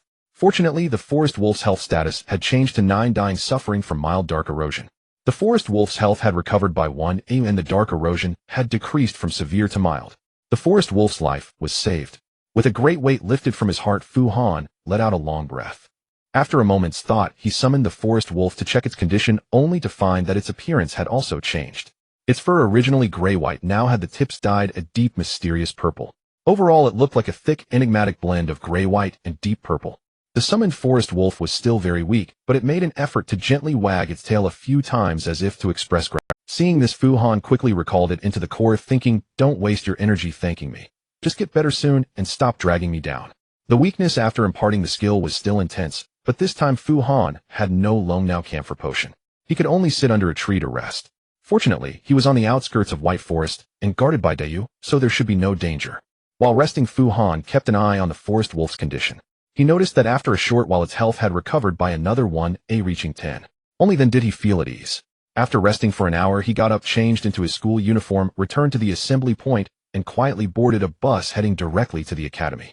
Back at the academy, Fu Han dragged his weary body to the main cafeteria. After days of eating nutrition bars, the cafeteria food suddenly tasted delicious. After a hearty meal, Fu Han returned to his dormitory and fell asleep without even washing up. He didn't wake until noon. Upon waking, Fu Han immediately checked the forest wolf's health. The lucky creature had escaped the dying state with health now. Checking the time, Fu Han grew puzzled. Based on its previous recovery rate, it should have fully recovered by now. So why was its health only at 60? Had its recovery stopped? The forest wolf's dark erosion status remained mild with no sign of further improvement. Fu Han wasn't sure if its dark healing could absorb dark erosion to heal itself, so he could only continue observing. The forest wolf also had a new hunger status, reminding Fu Han that unlike his other beasts, this one couldn't go without food and water. Though the forest wolf could endure hunger, it still needed to eat.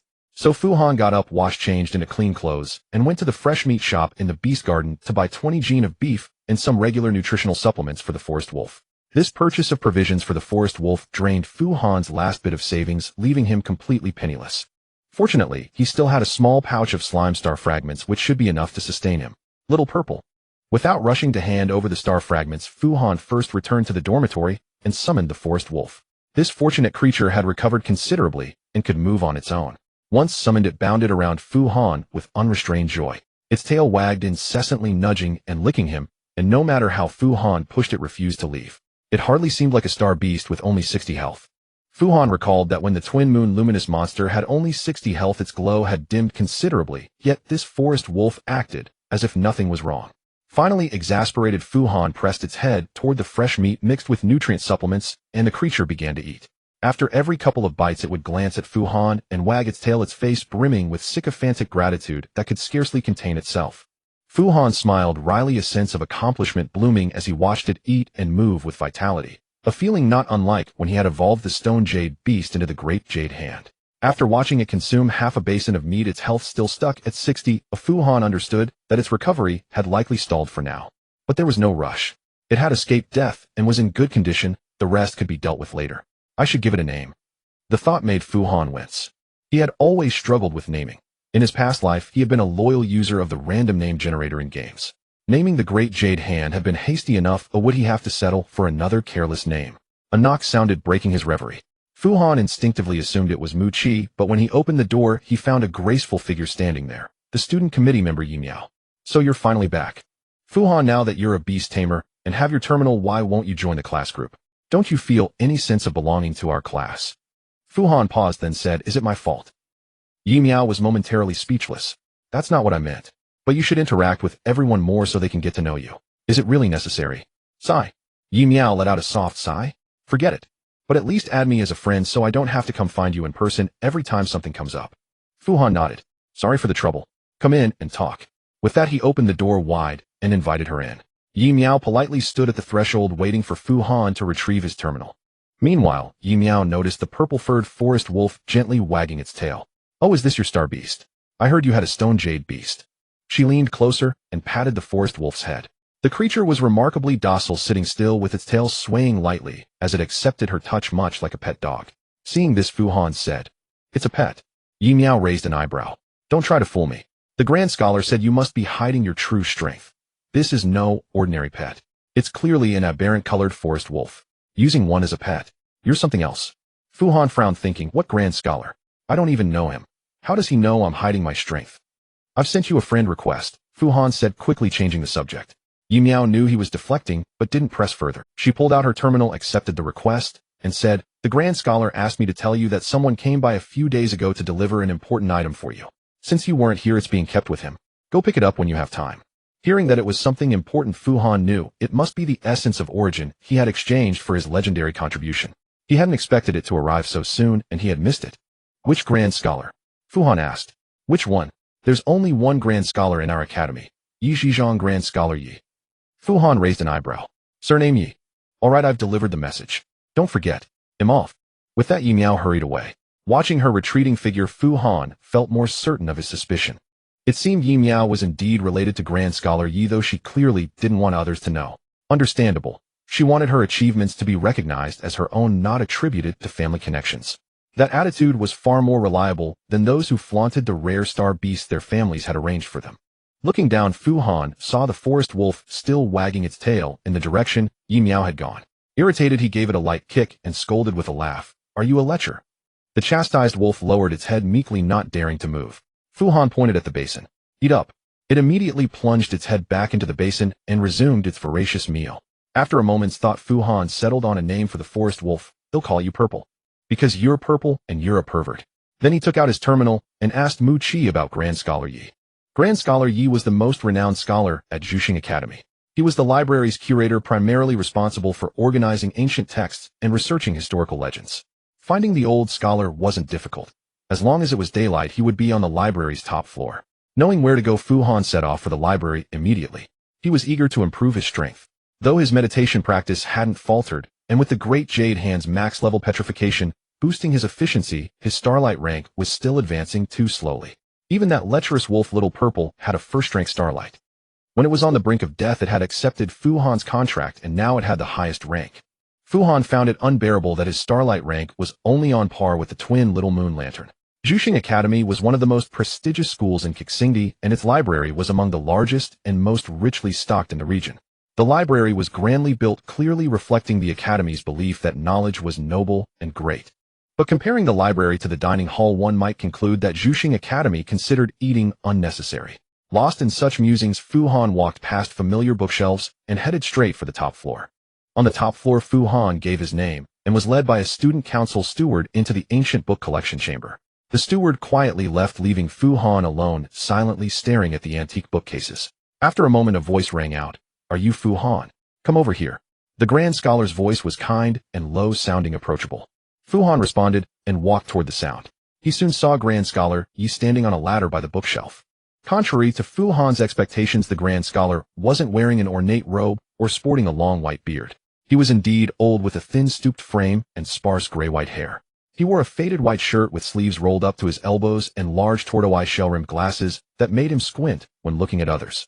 He resembled the kind of distinguished elder Fu Han had only seen in news reports from his past life. Those who had made remarkable contributions to their country's simple, yet possessing an extraordinary aura. At an age when he could be enjoying retirement, he remained alone on a tumter-high ladder, tirelessly working, a testament to his dedication to scholarship. Filled with admiration, Fu Han bowed and said, "Greetings, Grand Scholar." The old man holding a book smiled. No need for formalities. He placed the book back on the shelf, closed the dust cover, and carefully descended the ladder. Fu Han quickly moved to support. The Grand Scholar chuckled, took a couple more steps, then extended his hand to Fu Han. Fu Han grasped it and helped him down the rest. Once steady, the Grand Scholar looked up at Fu Han and said, "Lady Lan spoke highly of you. She said you were humble and polite." It seems she wasn't exaggerating. Fu Han smiled shyly, waiting for the elder to continue. The old man paused, then said, "I hear they say you're aloof." Fu Han nodded. "I'm not good with people." The Grand Scholar smiled. "It's actually quite simple. Introverts just wait for extroverts to come to them. That's how I was. I had quite a few friends back then, but fewer now. They didn't outlive me. Probably looked down on me," Fu Han said self-deprecatingly. "What? Because of your bottom-tier reputation?" the old man asked. Fu Han nodded. "I was slow to grasp my talent. It took me a long time. Too clever." The Grand Scholar pointed to a tea table in the corner, gesturing for Fu Han to follow. "You're too clever. You're too cunning." "Huh?" Fu Han was taken aback. The Grand Academician continued, "I've heard that in the orphanage, if you got something you had to hide it well, lest you be forced to share it. You grew up in an orphanage, and I see you've gotten used to hiding things. I was already 40 when I first earned a legendary contract. Not to mention myself, even the geniuses I know only achieved it after graduation. If you were at the bottom, then wouldn't we all be underground? You're not at the bottom, you're the ceiling. Yet everyone thinks you're at the bottom. You managed to earn a legendary contribution without a word. If the people from the legendary treasury hadn't come looking for you and asked me, everyone would have been kept in the dark. Tell me, aren't..." Fu Han scratched his head, evading the question. "Just lucky." The Grand Academician waved his hand and shook his head. "Luck alone doesn't earn legendary contribution points. But I respect your wishes. No one knows about this yet, not even my granddaughter." As they spoke, they arrived at the coffee table, and the Grand Academician gestured for Fu Han to sit. Fu Han quickly sat down and began to pour tea without being asked. The Grand Academician didn't stop him, only took out a packet of fine tea and handed it to Fu Han, watching him busy himself with the tea with increasing satisfaction. "But I am still curious. I swear on my reputation that I won't tell anyone about your affairs. Would you be willing to tell me? How exactly did you get the legendary contribution points?" Fu Han nodded without hesitation. After all, paper could not wrap fire. Sooner or later people would find out he had the Great Jade Hand. Moreover, he held no ill will towards the Grand Academician and saw no harm in telling him. So Fu Han said, "It's all because of this. Look." As he spoke, he summoned the Great Jade Hand. "All right. I heard from Lady Lan that fellow surnamed Chu allocated a jade stone beast to the school, and you took it. Is this it?" Fu Han nodded. "All right. I heard from Lady Lan that fellow surnamed Chu allocated a jade stone beast to the school, and you took it. Is this it?" Fu Han nodded. "Yes." The Grand Academician nodded knowingly. "If it was cultivated by yourself, that's different. And this jade stone beast definitely hadn't mastered advanced petrification while with that Chu fellow, or he wouldn't have allocated it. So you cultivated the advanced petrification for the jade stone beast. No wonder." But how did you do it? It hasn't even been a month, has it? The Grand Academician questioned. Well, I'm not too sure either. Just lucky. Fu Han still didn't reveal the truth because Fu Han knew his ability was too powerful. If someone with ill intentions found out, he would likely come to no good end. The Grand Academician stared at Fu Han for a long moment, then sighed. Actually, even if you don't say it, I know. I've read ancient texts all my life and have seen many strange tales. It must be one of those legendary beast taming talents.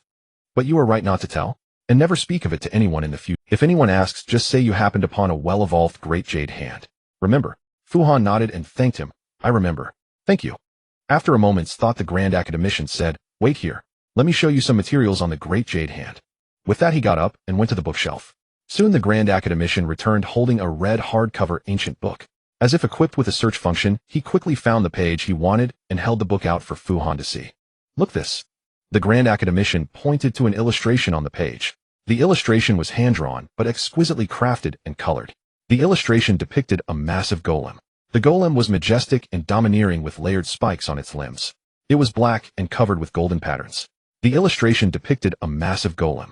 The golem was majestic and domineering with layered spikes on its limbs. It was black and covered. Then Fu Han noticed a line of text below the illustration. The star-forged golem. It disregards such trivial forces as time, entropy, and death. Trivial, time, entropy, death. Are these forces truly trivial? Just then the Grand Academician explained. Although there's no solid proof, I suspect this is the final form of the Great Jade Hand's evolution line. But the specific evolution method is probably known only to the Eternal Tree. However, one thing is certain: the Great Jade Hand line follows the skill evolution path. Just like the Great Jade Hand, if it learns a certain ability before evolving, it will evolve into a special form. So you need to keep this in mind. The Great Jade Hand is currently ice jade colored. The skill that turns it black might be what you need to teach it. This is not something an ordinary person can achieve. Do what you can. In any case, don't rush to upgrade it. Think carefully before deciding. Thank you, Grand Academician. Fu Han quickly bowed and expressed his sincere gratitude. Knowledge was so precious, and the Grand Academician's generous imparting was a true kindness. Moreover, this information was extremely important to Fu Han. If the final form of the Great Jade Hand was indeed the Star-Forged Golem, and if the Star-Forged Golem was as powerful as described in the book, Fu Han would definitely find a way to steer the Great Jade Hand in that direction. As the Grand Academician said, others might not be able to, but Fu Han could. The skill Starlight imprint was perfect for cultivating the Great Jade Hand's skill evolution. As for the method, Fu Han could try to find it himself. If he couldn't, perhaps he could trade something the Eternal Tree was interested in. In short, where there's a will, there's a way. Fu Han believed he was probably the most suitable person for this task. The Grand Academician put away the book and waved his hand, signaling Fu Han not to be so formal. After a thought, the Grand Academician said, It's a pity that there isn't much information about this Star-Forged Golem, just this one illustration and a single line of description. If you discover any new information, be sure to bring it to me. And if you manage to evolve the Star-Forged Golem, remember to come to my grave and tell me. It would fulfill a wish of mine. Fu Han nodded. This student will remember. Follow me. The Grand Academician led Fu Han to his workbench. I suspect you have no less than a dual talent, and your core space should have some room left. Contract your second star beast as soon as possible. The less people see the Great Jade Hand, the better. Fu Han nodded. I went out to contract a star beast earlier. I contracted this one. Look. As he spoke, he summoned Little Purple. The Grand Academician stopped to examine Little Purple closely. Little Purple was very alert, hiding behind Fu Han, and Little Purple clearly didn't impress the Grand Academician. After a cursory glance, he said, Not bad, an unusual color. You can keep it for now and decide later. You are quite clever, knowing to exchange for some essence of origin to boost your strength. That's indeed the most useful thing for you. As they reached the desk, the Grand Academician took a brocade box from a drawer and handed it to Fu Han. I changed the box for you. Don't let anyone know. Innocent men suffer calamity not for their own faults, but for the treasures they possess. Fu Han took the brocade box and expressed his sincere thanks once more. The Grand Academician looked at Fu Han quietly for a moment, then said, Good lad, go on. Work hard. Before I depart this world, stir up some fresh news for me to see. I'll always be watching you. I will work hard. He'll take my leave now. Fu Han bowed again and turned to leave. Just then the Grand Academician added, When you have time, make more friends. That Yu Miao in your class seems like a nice girl. Hearing this, Fu Han froze and turned back to look at the Grand Academician. The Grand Academician's face flushed red as he shooed him away. Go on, go on. Do as you see fit. When it came to making friends, Fu Han found it truly difficult to invest his heart. Having lived 2 lives, he understood all too well that someone like him, without any foundation, must exert tremendous effort to achieve success. Fu Han had no time to waste on social niceties. On his way back, he pondered the matter of the Great Jade Hand's ultimate. The clue provided by the Grand Scholar was actually quite critical. Finding a way to change the color of the Great Jade Hand could essentially be understood as altering its very texture. Initially, the stone jade beast was merely a rock. After acquiring Jade Transformation Extreme, its texture transformed into jade, thus successfully evolving into the Great Jade Hand. Therefore, Fu Han perhaps only needed to seek skills that could change the texture of rock-type star beasts. And if such materials were exceptionally powerful, the Great Jade Hand should be able to develop towards its strongest ultimate form, the Star-Forged Golem. However, the Great Jade Hand's next evolution was at level 40, and currently it was only level 11. Everything was still too early. Fu Han could plan slowly. For now, he not only needed to raise his own star rank, but also find a way to enhance Little Purple's strength. The later the Great Jade Hand was discovered, the more advantageous it was for Fu Han, so in public, he had better use Little Purple for battles. Fu Han worried that it might get injured with just a slight attack. He also wondered if, when learning new skills, the dark energy eroding it might cause the skills to mutate again. Were still too primitive. Moreover, Little Purple's dark erosion state had not been completely eliminated, and its health was consequently restricted to 60. Although it was in good spirits, its health was indeed quite low. Fu Han worried that it might get injured with just a slight attack. He also wondered if, when learning new skills, the dark energy eroding it might cause the skills to mutate again. The problem seemed to fall back on skill learning. Fu Han scratched his head, thinking, do I have to leave the city again? However, he should enhance his strength before venturing out. Tucking the brocade box deeper into his clothes, Fu Han hurried towards the dormitory. Back in the dormitory, he locked the doors and windows, then summoned the Great Jade Hand to activate the Jade Radiance Barrier.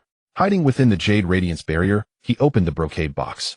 The source essence was a milky white square crystal that, upon closer inspection, shimmered with pastel fluorescence. Since arriving in this world, Fu Han had never ceased his daily meditation practice. Especially after the Great Jade Hand mastered Extreme Jade Transformation, his meditation efficiency had greatly improved. The black hole within Fu Han's core and the star providing growth enhancement. These two core stars had both brightened from dark red to red, equivalent to around level 5, with half the journey remaining to reach first-class Starlight. However, the source essence contained abundant source energy, and Fu Han felt he might be able to ascend to first-class Starlight in one go. With everything prepared, he wasted no time. Holding the source essence, Fu Han entered a meditative state. The soul world was profoundly mysterious. Every time he meditated, he felt as if he had traveled to some remote corner of the universe.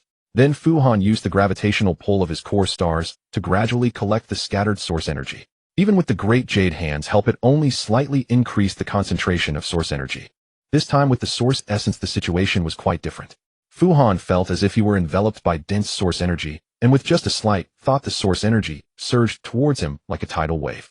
After Fu Han began meditating, the source essence in his hand gradually disintegrated and converged towards him. This process was much faster than Fu Han perceived. In less than an hour, the source essence in his hand was completely absorbed. When Fu Han sensed that all the source energy surrounding him had been absorbed, he sank his consciousness back into his inner core. Looking at his two core stars, Fu Han was delighted to find that they had begun to emit orange starlight. Although the glow was still faint, it was indeed genuine first-class starlight.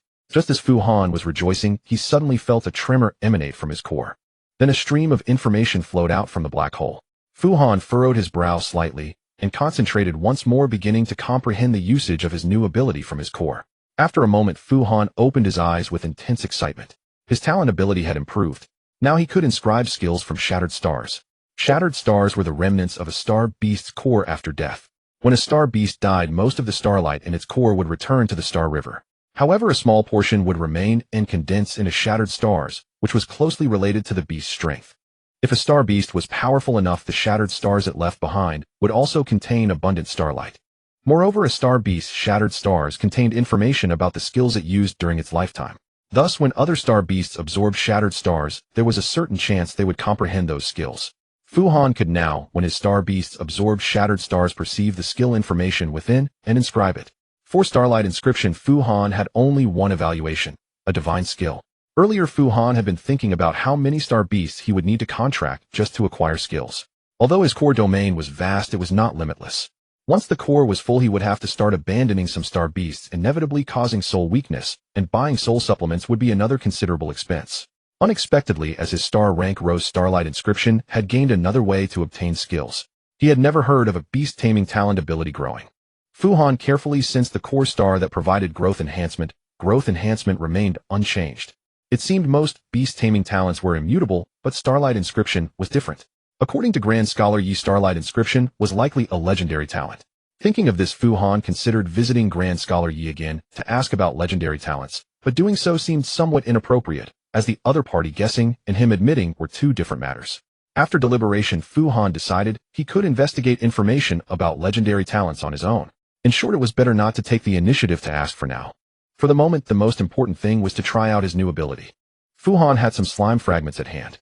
Though they were small, they sufficed for testing the skill.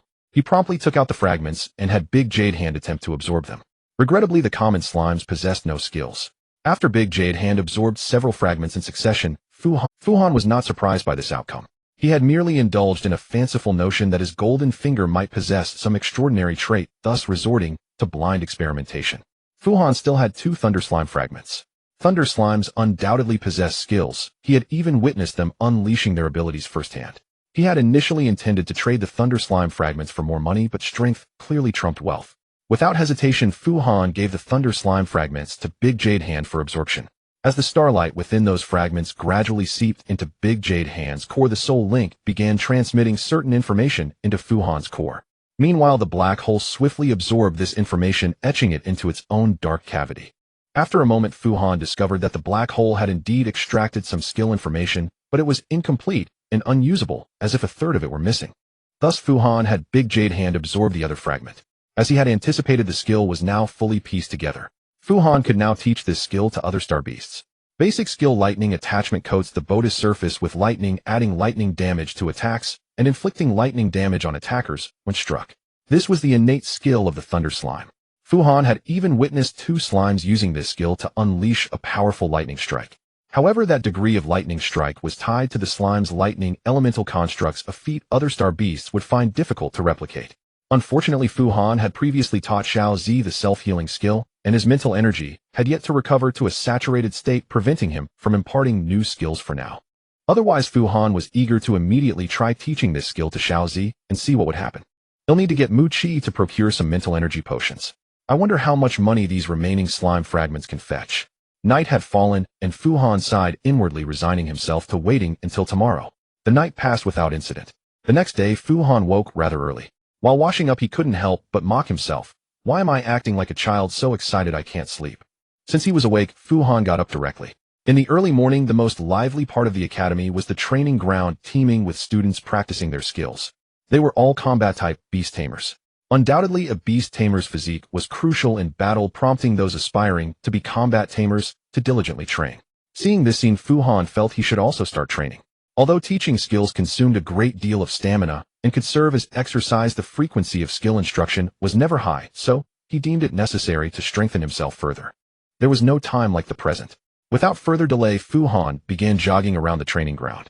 After 20 laps, Fu Han was panting heavily. Feeling he had done enough, he headed to the main cafeteria. In the morning, the cafeteria was busier than at other times, filled with famished students who had just finished their workouts, eating like starving ghosts. The steaming buns brought out in waves simply couldn't meet the demand. With an average of 20 buns per person, it was indeed a strain on the cafeteria steamers. Thus, Fu Han engaged in another round of exercise in the cafeteria. Fortunately, everyone remained restrained and didn't summon their star beasts, or the morning would have been far more chaotic. When he finally got the buns into his mouth, they tasted exceptionally delicious. After eating his fill, Fu Han realized he was drenched in sweat and had no choice but to return and wash up. This incident added to Fu Han's campus life experience. Next time, he would wear lighter clothes for morning exercise. Before long, Fu Han arrived at the commission office. To his surprise, it was quite deserted today, with only half the usual crowd. Without inquiring about the reason, Fu Han went directly to exchange the slime fragments for money. With the help of 2 student council stewardesses, the fragments were quickly counted, total 136 pieces. How did you collect so many? That's impressive. Fu Han remained modest before the senior students. I've been saving them up. Don't hoard so many next time. If the amount gets too large, we can't pay you in cash on the spot. We'll have to report it and transfer it to your account. Fu Han quickly replied, that's fine, no rush. Alright then, 136 pieces at 80 each, totaling 1080. Once we report it, it should be in your account by tomorrow at the latest. Please sign here to confirm. Fu Han promptly took the pen from the senior and signed before leaving. Leaving the commission office, Fu Han set off toward the cultivation garden. He had 2 purposes for going there. First, Mu Qi. Second, behind the cultivation garden was the school's wall, where a vast, overgrown wasteland lay. A place containing something Fu Han wanted. Seizing a moment when no one was watching, Fu Han slipped into the wasteland and searched for a long while. Finally, he found a stone jade beast similar in shape to what Big Jade Hand used to be. This was a way to conceal his strength. Since the stone jade beast neither moved nor made sounds, contracting it made no difference. Fu Han only needed to reveal it at the right time for others to see, thereby significantly delaying the timeline of Big Jade Hand's awakening. Stuffing the stone jade beast into his backpack, Fu Han arrived at the entrance of the cultivation garden and sent a message to Mu Qi via his terminal. "I'm at the garden entrance. Are you there?" After a moment, a dejected-looking Mu Qi appeared at the garden's entrance. Seeing his grim expression, Fu Han asked, "What's wrong? Why the long face?" Mu Qi sighed, "I'm going to have to pay compensation. A damned old god follower showed up in Balan, and now the Academy won't allow mid-rank and below beast tamers to leave the city. As luck would have it, the stock of purified elemental water has run out. Everyone is waiting for it now, but even with money it's impossible to buy. If I can't find purified elemental water soon, I'll have no choice but to compensate the clients." This explained why the commission office seemed so quiet today. The old god follower Mu Qi mentioned was probably the one Song Jie and the others had encountered. It seemed the Academy had sent experts to investigate, and to prevent unnecessary student casualties, they had confined the lower-ranked students to the school. "How do you obtain that purified elemental water?" Fu Han asked with raised eyebrows, wondering if he might have struck gold again. Mu Qi replied, "The cheapest way is to hunt water slimes. They're full of it. For high-end methods, you'd need synthesis, which is very troublesome. I tell you, this stuff is essential for alchemy. I'm even considering contracting a water slime. From now on, whenever you see a water slime, don't forget to collect it." "How much do you need?" Fu Han asked. Mu Qi said, "I only need 300 milliliters, but I can't buy any. If there were extra, how much could it sell for?" Fu Han inquired further. Mu Qi raised an eyebrow and said, "Given the current market, even 500 yuan for 100 milliliters would find buy." Fu Han's eyes widened as he exclaimed, "Go get a container. We're about to make a fortune." In the afternoon, a bewildered Mu Qi carried away the 10 liters of purified elemental water Fu Han had procured. Meanwhile, Fu Han looked at the water slime in his core space. Its health had dropped to just 20, severely injured. He felt a twinge of guilt. Fu Han thought to himself, "No matter, once I've earned some money, it'll upgrade your self-healing skill, and you'll become an even stronger water slime, my friend." There was still a considerable amount of 10 liters of pure elemental water, and Mu Qi needed some time to operate. Fu Han continued his routine of exercise classes and meditation, awaiting good news patiently. During this period, Fu Han also took the time to learn about the assessment for junior beast tamers. An apprentice beast tamer only needed to prove their ability to tame a beast. At the junior level, however, the assessment branched out. For instance, a functional beast tamer like Mu Qi, who specialized in alchemy, was not required to undergo a combat evaluation. Combat-type beast tamers, on the other hand, had to undergo a combat test with a beast tamer instructor. The difficulty was not particularly high, though it mainly involved combat drills with the instructor's astral beast, with learning taking precedence over the assessment. Little Purple had survived in the wild for a long time and possessed excellent combat instincts. Such a trial should not be a challenge. However, Fu Han was in no hurry to take the assessment. He planned to wait until the potions arrived and let Little Purple enhance itself first to be safe. 3 days later, Mu Qi brought good news. Mu Kai's family was in business, and he was quite adept at it. He pretended to have a surplus of pure elemental water to sell and slowly released his stock. Not only did he sell the elemental water at a good price, but the alchemists who bought it also felt indebted to him. This time, Fu Han did not go through the trouble of making the camphor extract himself. Instead, he acquired 3 bottles from others at a friendly price of 8,000 each. In the end, Fu Han obtained 3 bottles of camphor extract and 2,000 credits. Mu Qi and the severely injured water slime had played an indispensable role. To Fu Han's surprise, the performance gap between the water slime's self-heal skill and Little Purple's dark healing was quite significant. Little Purple recovered from a near-death state to 60 health in just a few hours, while the slime took 3 days to go from 20 to 100. That speed was only slightly better than natural recovery. It was not surprising, as self-heal was merely a basic skill. For many astral beasts, without self-healing abilities, having even a slight effect was beneficial. It was still better than relying solely on the meager recovery effects of the soul contract. For example, Big Jade Hand had no self-healing ability. It maintained its 100 health purely through its toughness. But Fu Han was not in a hurry to teach self-heal to Big Jade Hand. For now, he needed to prioritize enhancing Little Purple's combat power, as it would be his main asset in public settings. As for the indestructible Big Jade Hand, its need for self-healing was minimal. After obtaining the potions, Fu Han attempted to teach self-heal to Little Purple again, only to discover that it could no longer learn the skill. It was evident that self-heal conflicted with dark healing. Fu Han could only imprint dark healing and then teach it to Little Purple to upgrade the skill's level. However, dark healing was an advanced skill, and Fu Han's first-class Starlight was still insufficient to condense it, so he had to put it aside. Fu Han then attempted to teach Little Purple the lightning attachment skill. In truth, this lightning skill might not be learnable by Little Purple. Fu Han was just testing it, as if the skill imprint was not absorbed, it would not consume anything from him. This time the situation exceeded Fu Han's expectations. When he directed the lightning attachment skill imprint toward Little Purple's star, he distinctly felt a sense of resistance. This was because lightning attachment's affinity did not match Little Purple's, making it unlearnable. Just as Fu Han was about to give up, Little Purple's dark energy surged out once again. Then without any explanation, the dark energy entangled the skill imprint and dragged it into Little Purple's star. After a moment, when Little Purple's star calmed down, Fu Han quickly checked its status. Name Purple. Race Wolf Clan. Evolution level initial. Attribute animal. Base stats 141 common. Astral Beast level 16. Health 61. Dark Erosion Aftermath health cap reduced by 27. Hungry. Abilities. Basic trait Wolf Clan adaptation. Wolf Clan members possess remarkable endurance, maintaining excellent stamina and physical strength even during prolonged periods without food. They also have strong adaptability, allowing them to survive in various environments. Special trait Dark Cores significantly enhance perception and control over dark element. Basic skill Cooperation. When fighting alongside a partner, it becomes easier to find opportunities to strike an opponent's weak point. Advanced skill Dark Healing LV1 absorbs dark energy for healing, greatly enhancing self-regeneration and converting dark energy attacks into healing. Intermediate skill Shadow Enhancement LV1I coats the body with dark energy, blurring its form and adding dark damage to attacks. Looking at Little Purple's lengthy skill list, Fu Han felt a surge of joy. It had indeed learned another mutated skill, and an intermediate one at that. Little Purple's skill set was actually quite remarkable, with 3 unique abilities: Dark Core, Dark Healing LV1, and Shadow Enhancement LV1. Strangely, Little Purple's own attribute remained unchanged. It was still an animal type. It was common knowledge that animal types were weak to dark types, and dark types were weak to light types. However, based on Little Purple's skill set, it seemed to counter other animal types, and was not weak to light types. With Dark Healing, it could likely dominate other dark types as well. Very strong. Fu Han mused. But Little Purple had paid a significant price for these 3 skills. The aftermath of the Dark Erosion had reduced its health cap by 27, likely condemning it to be a wolf with perpetually low health. Yet being low on health had its advantages.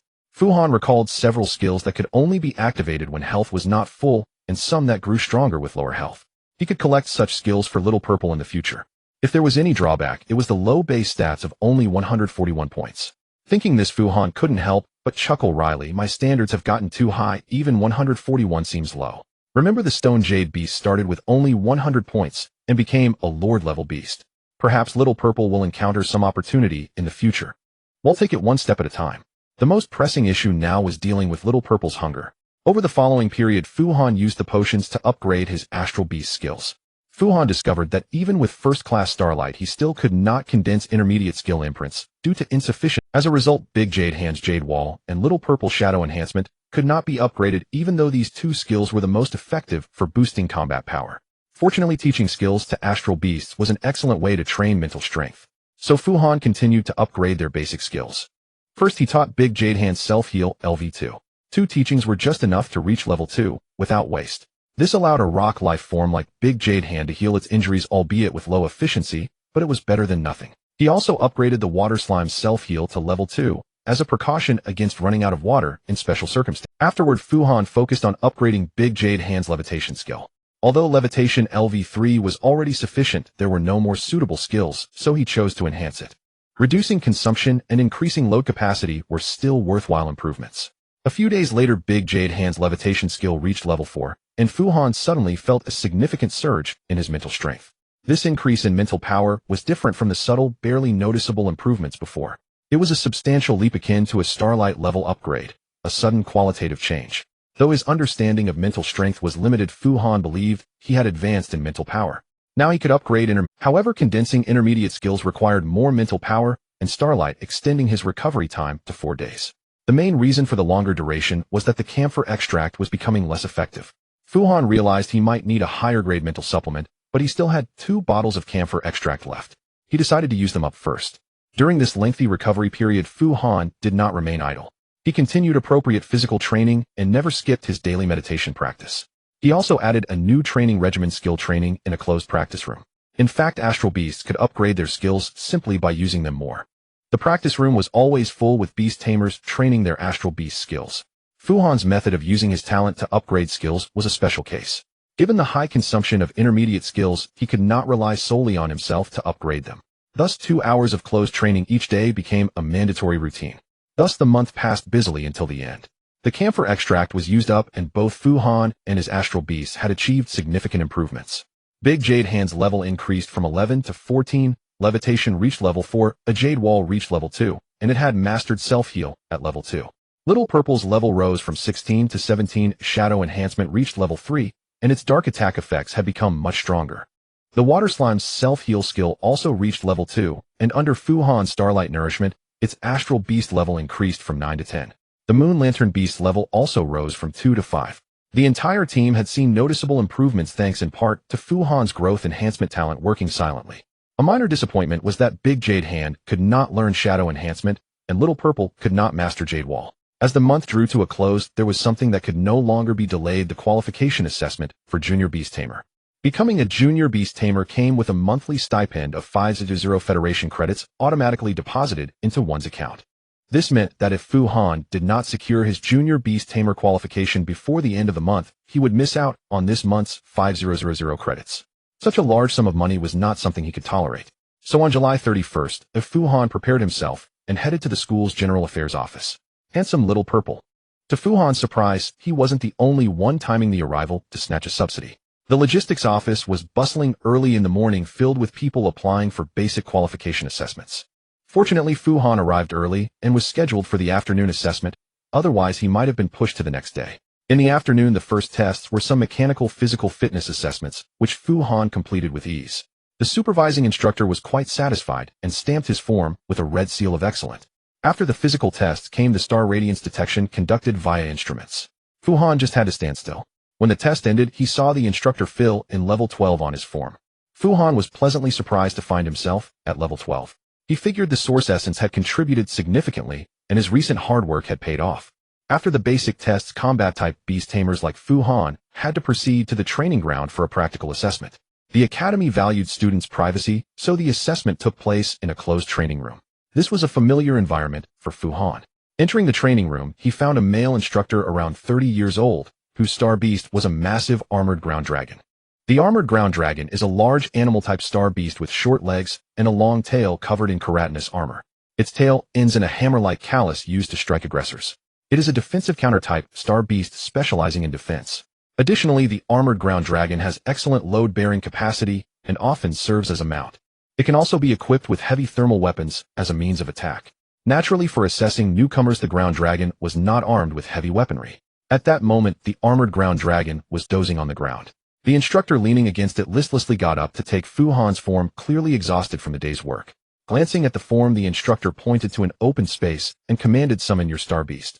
Fu Han quickly stepped into the space and summoned Xiao Zi, having it sit by his leg. Seeing Xiao Zi, the instructor's eyes lit up. "Oh, a rare color variant, nice. What level?" Fu Han replied, "Level 17. The instructor nodded and asked, "Have you mastered any attack skills?" Fu Han nodded, "Yes, I have." "Alright." With that, the instructor walked to his armored ground dragon and kicked it, commanding, "Get up." Kicked. The armored ground dragon slowly rose, then turned sideways to face Fu Han. Its keratinous armor began to emit a silver blue glow. The instructor then pointed at the ground dragon and instructed, "Alright, have your little wolf hit it. Use a skill." Fu Han hesitated. "Is that appropriate?" The instructor clicked his tongue. "Stop the nonsense, hurry up." Seeing the instructor's impatience, Fu Han stopped hesitating. "Xiao Zi Shadow." Xiao Zi activated Shadow Enhancement, and a deep purple shadow emanated from its body, instantly enveloping it. Watching Xiao Zi suddenly shrouded in black shadow, the instructor was momentarily stunned, thinking, "I've never seen this," but he quickly dismissed it. After all, it was only a level 17 star beast. It couldn't possibly break through his level 36 armored ground dragon's defense blessing, right? Then he heard Fu Han command, "Go." In the next instant, the black shadow accelerated like a dark flash, darting straight for the ground dragon's rear, a blind spot not covered by defense blessing. Realizing the danger, the instructor quickly shouted, "Dodge." But his ground dragon made no move. Not because it disobeyed, but because it didn't detect the attack and had no idea how to evade. Shadow Enhancement's ability to blur form is less effective on beast tamers, unless in darkness the shadow Xiao Zi turned into could still be noticed. But for star beasts, especially those with weak color discrimination, it was a different story. They would struggle to track its movements. As luck would have it, the armored ground dragon was one such visually impaired star beast, so it didn't react at all. Xiao Zi's command was to attack with full force. Why would it hold back? In a flash it reached the dragon's tail and pounced with its claws. With a soft thud, a dark shadow flickered at the dragon's roar. The ground dragon let out a pained cry and scrambled forward to flee. The instructor's eyes widened in shock. He never expected a woodland wolf to use a dark-type attack. And with such power, just one hit had severed the tail of his level 36 armored ground dragon. In truth, Xiao Zi wanted to pursue, but Fu Han, seeing the tail broken, quickly called it back to his side. Xiao Zi was highly obedient, always strictly following Fu Han's commands, sparing the poor ground dragon further harm. Unbelievable. The instructor held his head. This is insane. He picked up the severed tail and walked to the ground dragon cowering in the corner, scratching his head. Well, at least I can take a break now. His tone made it clear he was in a foul mood. Fu Han felt somewhat guilty while Xiao Zi nuzzled his hand, seeking praise. He patted its head as a reward. The instructor then barked irritably, "Hey, go stamp your form as passing and get out. Seriously, I told you to hit the armor, but you hit the tail." I'm speechless. In truth, it wasn't Xiao Zi's fault. Fu Han had taught it. In their 2-hour daily combat drills, aside from skill practice, he focused on these tactics. Flanking, rear attacks, low strikes, feints, deception, ambushes. He never taught anything about honorable combat. And their sparring partner was Big Jade Hand. Brother Hand was tough. After all this training, he'd never lost blood. So Xiao Zi always went all out. Plus, Xiao Zi had the coordination skill, making it adept at finding opponents' weaknesses. Thus the scene unfolded. Fu Han himself hadn't expected that the sturdy armored ground dragon would lose its tail to a single strike from Xiao Zi. Afraid the instructor might change his mind, he quickly retrieved the form from the ground, found the pass stamp, and pressed it on his form. The instructor then said, "Forget it, let me do it." He dropped the tail and strode over. Fu Han said awkwardly, "I already stamped it." The instructor frowned, took the form, glanced at it, and sighed, "Kid, you're something. How did this woodland wolf learn dark-type attacks? Dark-type counters animal-type, that really hurt it." He picked up the excellent stamp and pressed it over the pass mark. Fu Han said sheepishly, "I just mastered it while absorbing a shattered star. Maybe it was luck." Still in a bad mood, the instructor frowned and handed the form back. "Go, and if they ask, say I stamped it wrong." Fu Han took the form, bowed in thanks, and quickly left. Outside, he heard the instructor shouting behind him, "Replace me. You may not believe it, but my ground dragon got injured. Swap me out. What a lousy luck." Amid the ensuing chatter, Fu Han made a swift escape. Soon he returned to the logistics office. The instructor in charge of data entry stared at his form for a long moment. "Your practical assessment has 2 stamps, pass and excellent. Which is it?" Fu Han replied, "It's pass." The instructor stamped it wrong the first time. In truth, both pass and excellent would let him pass. There was no real difference. Fu Han thought it best to stay low-key, so he didn't reveal the truth. The female instructor adjusted her glasses and began entering the data, asking why not say it's excellent. Both stamps. Fu Han wrestled with his conscience for a moment, then explained, "In life, honesty is the most important thing." The female instructor looked at him, nodded, and said nothing more. But when entering the data, she added a note in the remarks, "Upholds integrity with sincerity and carries a dignified demeanor." Fu Han was not complacent about defeating his mentor Star Beast. He was well aware that the Earth Dragon was likely used as a mount primarily for burden rather than combat. Even so, it was more than ordinary exam students could handle. Too many coincidences had allowed Xiao Zi to sever the opponent's tail. If the mentor had deployed his main combat Star Beast, neither Xiao Zi nor Liu Shou would have stood a chance. Thus, Fu Han, honest and dignified, remained calm after obtaining his initial qualification, his greatest concern still being the stipend. Upon leaving the General Affairs office, Fu Han immediately checked his balance and finally received the stipend notification. Only then did Fu Han relax, relieved he hadn't missed it. The initial qualification was not just about the stipend, it symbolized his formal recognition and acceptance by the Beast Tamer community. The most direct manifestation was the unlocking of several new functions on his terminal, such as Beast Tamer consultation feats. Through this function, Fu Han learned that the old god cultists who had been causing trouble in White Forest had already been captured. The ban on low-rank beast tamers leaving the city had also been lifted. Beyond consultations, the most important feature was the beast tamer trading market, which contained regional and cross-regional transaction information. The most common commodity was star fragments. These were appraised and guaranteed by authoritative institutions, traded via auction, with both parties' information concealed. Fu Han truly needed this feature. He had been thinking of using his spare funds to acquire some star fragments, but lacked a good channel. Now this function made things much more convenient. Unfortunately, after browsing the trading market for half an hour in the cafeteria, he couldn't find suitable star fragments. Either he lacked the funds, or the price was too high. Quite tedious. I still need to earn money. After Fu Han sold his 10 liters of pure elemental water, it quickly stabilized the Academy's market for the substance. Within days, the Academy's pure elemental water was replenished from external sources, dropping to a price Fu Han couldn't be bothered with. With the city exit restrictions fully lifted, pure elemental water was plummeting to the price of cabbage. Selling water was a dead end. Fu Han figured it was time to leave the city again. He would check the commission office tomorrow. If nothing worked, he could consider plowing through the white forest slimes. Lost in thought, Fu Han suddenly realized he had habitually slipped into the alley behind the main cafeteria. He didn't expect to still be walking the dark alleys alone. Just then, several burly men in vests emerged from the alley's end. Fu Han squinted. Wasn't that Crew Cut's older brother, Muscular Crew Cut? No way. Right on time, Fu Han thought in surprise. Muscular Crew Cut shouted, not bad, a quick promotion. Now it's time for you to pay back double. From his tone, Fu Han knew this was a duel challenge. The Academy's duel rules served as an outlet for students' anger. Since everyone was a combat-capable beast tamer, it was better to settle grudges openly. Otherwise, harboring resentment outside campus could lead to immense hatred. Thus, sparring among classmates was common, with some even camping in training grounds for matches, but grudges rarely escalated to duels. Unexpectedly, just as he obtained his initial qualification, Muscular Crew Cut came knocking. ZZT.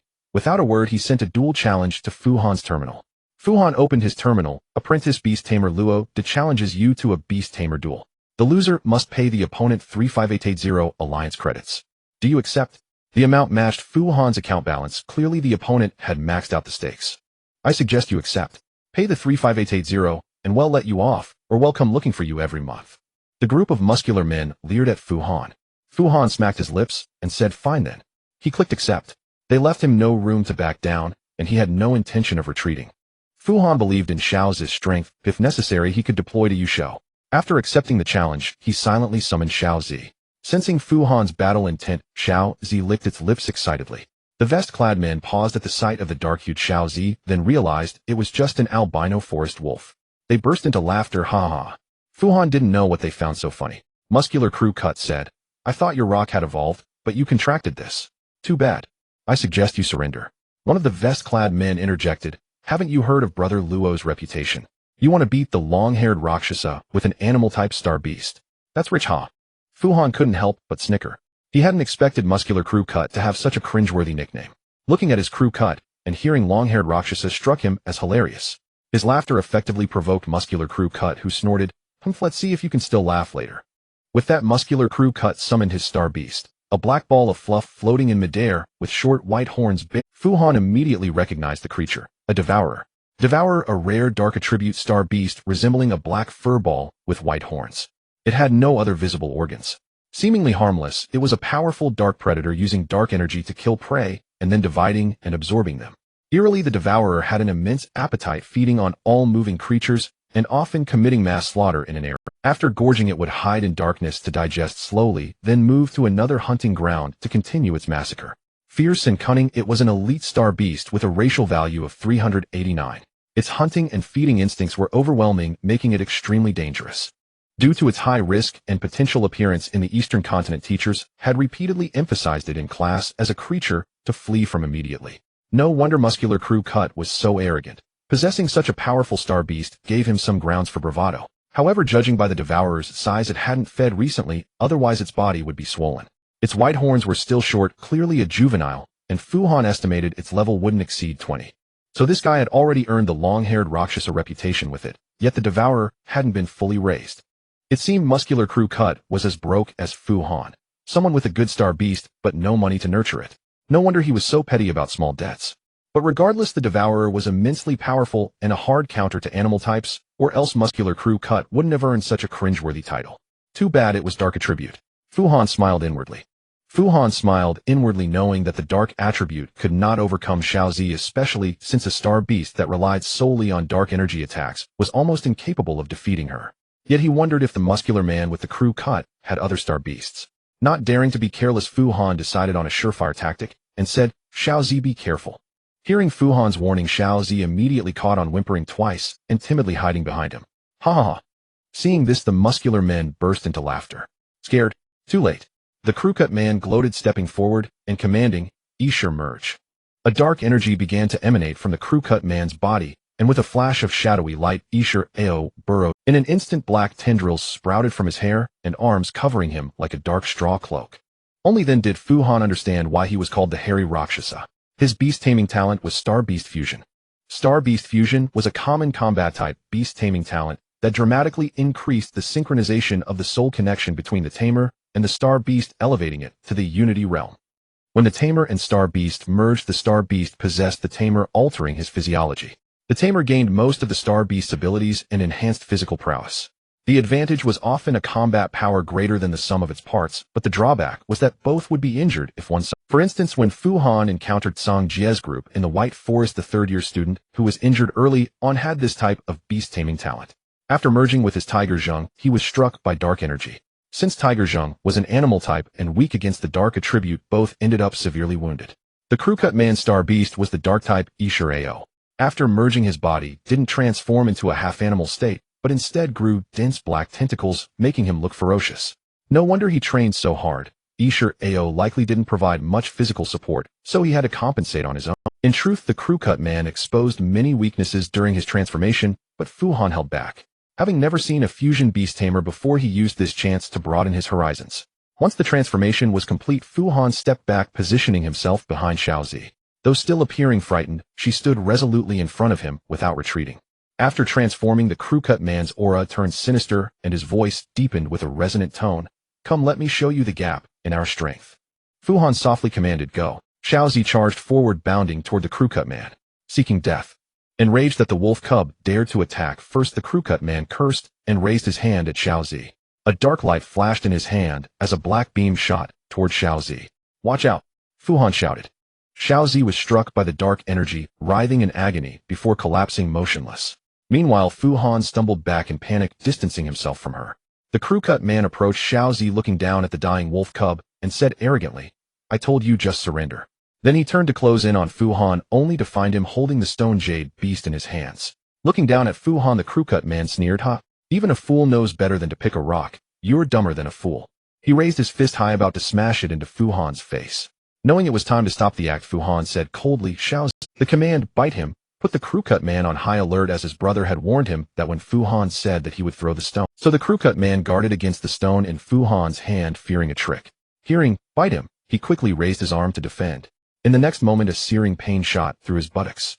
Turning around, he saw a dark shadow clinging to his rear, its silhouette resembling the dying woodland wolf. "How did it?" "Ah!" The crew-cut man screamed in agony. Before he could comprehend, Xiaozi's dark energy erupted, numbing his mind with pain. "Bro, Luo, watch out," his companion warned. Dazed, Luo spun around to see Fu Han leaping high, the stone in his hand, now glowing jade. Thud! The next moment, the stone jade smashed into Luo Da's cheek. Luo Da's vision went dark and he fainted. The hair on his body rapidly receded, and Ao appeared beside him, collapsing motionless. The battle ended in a flash. Xiaozi, feigning defeat, launched a sneak attack from behind, while Fu Han delivered the final blow with a high leap. The muscular men watched the entire scene clearly. Xiaozi, at Fu Han's command, transformed into a shadow and latched onto Luo Da's rear. They also saw the ruthless glint in Fu Han's eyes as he jumped. This time they were genuinely afraid. Their opponent was not only ruthless, but also cunning. After landing, Fu Han casually put the stone jade back into his bag and patted Xiaozi, who was seeking praise, saying, "He'll buy you something delicious later." With that, Fu Han pried open Xiaozi's mouth and pulled out a shred of fabric from between her teeth. Then he straightened up and leisurely pulled out his terminal to check. The muscular men wanted to check on Luo Da, but with Fu Han standing there, they dared not. Seeing the terminal indicate victory, Fu Han quickly checked his balance. The money had arrived, so he put the terminal away with satisfaction and strode briskly toward the muscular men. The muscular men instinctively recoiled. Fu Han smiled and asked, "Tomorrow the betting limit refreshes. Who's coming?" "Same place." The muscular men shook their heads vigorously. Fu Han sighed regretfully, "Don't be shy. A friendly spar, even 10,000 once, is fine." They shook their heads like mad. Then, "I'll leave Lord Harry Rakshasa to you. No need for me to call the medics, right?" They still shook their heads. Fu Han nodded and politely said, "Excuse me." The muscular men quickly pressed against the wall to make way. As Fu Han walked past with a grin, they rushed to Luo Da, clumsily lifting him and hurrying out of the alley. Seeing their flustered retreat, Fu Han called out warmly, "Take care." At this, they quickened their pace. He added, "Come play again." They vanished at the alley's end.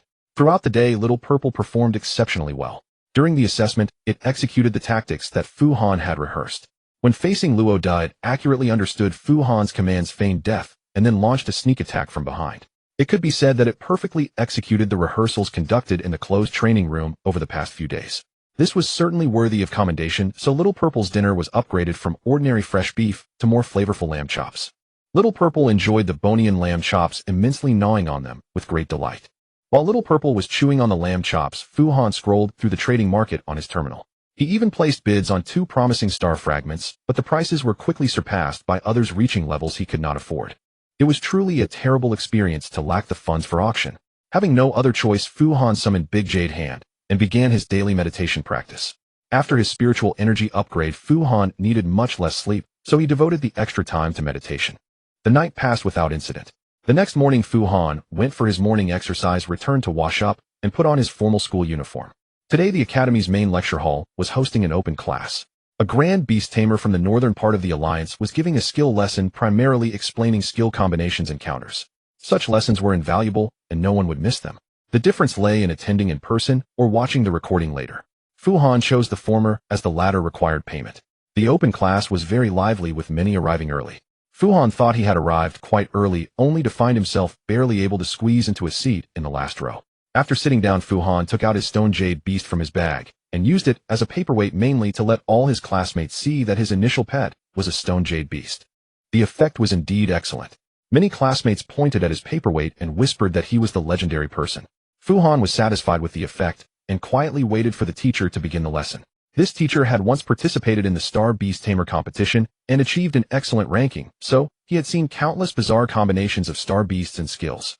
His lessons were also very interesting, as he recounted the various opponents he had encountered in the competition arena and his mental journey in dealing with these peculiar adversaries. The classroom atmosphere was relaxed, with everyone listening and laughing. Only Fu Han was sweating as he frantically took notes. Unfortunately for others, it was just an entertaining listen, as they could never replicate those bizarre combinations and effects. But Fu Han was different. While others listened for amusement, he found every word to be a pearl of wisdom, so he filled an entire notebook with notes. When class ended, others rushed to take photos and get autographs from the teacher. Fu Han, however, sighed as he looked over his notes, realizing he had missed quite a bit. Just then a voice showed him the way. If you really feel you haven't heard enough, you can watch his videos, and you can also buy past ones to watch. Fu Han's eyes lit up as he nodded, instinctively asking, "How much?" Song Jie said, "Not expensive, just a few thousand per lesson. 6,888 or 8,666? I can't remember." Fu Han looked up at Song Jie and thought to himself, he might as well just rob me directly, and he throws in a video to watch. He really am so moved. By then the classmates beside Fu Han had left. Song Jie sat down and asked, "Are you trying to become a competitive beast tamer, which is why you're deliberately hiding your strength?" Fu Han casually flipped through his notes and said, "I don't know what you're talking about." Song Jie said, "You blatantly placed your stone jade beast on the table to show everyone that it hasn't evolved into Big Jade Hand yet, right?" Fu Han's expression changed and he asked curiously, "What is Big Jade Hand?" Song Jie shook his head without answering the question, instead saying, "I heard that you taught Brother Luo a lesson again yesterday." Fu Han quickly waved his hand and said, "Not at all, it was just a forced counterattack, a lucky win." Song Jie said, "I heard that Luo De was very dissatisfied and felt that you won unfairly." Fu Han frowned and asked, "Did he make any harsh threats about coming after me again?" Song Jie shook his head and said yes, but his underlings covered his mouth, and after he calmed down, he stopped talking. Fu Han raised an eyebrow and asked, "How do you know so clearly?" Song Jie said, "I was there. Thanks to you, Xia Yinshin is out of danger. Yesterday we went to the school hospital to visit him and happened to run into Luo De." Fu Han waved his hand and returned his gaze to his notes, saying, "What thanks to me? I don't know what you're talking about." Song Jie said, "Then let's talk about something you do understand. Reliable news from special channels." Fu Han knew Song Jie was not simple, so he quickly pricked up his ears to listen. The member of the old god's followers we encountered in White Forest was captured alive. The Academy interrogated him and found out his purpose. He was in White Forest because he had heard the revelation of an old god. There is an entrance to a dimensional vault in White Forest, and he was searching for it. But he was caught by the Academy before he found it. Now the Academy has already found the entrance. Fu Han's eyes widened as he looked around the room, only then realizing that everyone else had left, leaving only him and Song Jie in the classroom. A so-called dimensional vault refers to a preservation contract made with the god of time and space during the old god era. The god of time and space would place the items that the supplicant wished to hide within the folds of time and space according to their request. A dimensional vault could ignore the constraints of time and space and be opened at any time and place. Moreover, when a dimensional vault was closed, time would also stop within it, ensuring that no matter how long passed, the items inside would not decay with time. Later, the era of the old gods came to an end. The old gods fell one by one, and the god of time and space ceased to exist. The dimensional vaults under its control became lost treasures scattered across the world. However, although the god of time and space was no more, there were still old gods with similar authority hiding in the shadow. This deity continued to search through the dimensional vaults in the folds of time and space.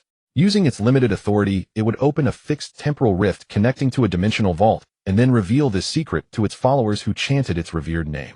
The items, star beasts, and artifacts from the old god era were all related to divine contracts. They were not only powerful, but also impossible to replicate. Usually only the most important treasures were stored in a dimensional vault. Thus discovering such an entrance was essentially like finding a priceless treasure. But what does this have to do with us? Fu Han asked. It does. Song Jia lowered his voice and said, such vaults were often used by very powerful dominators who would set certain restrictions on them.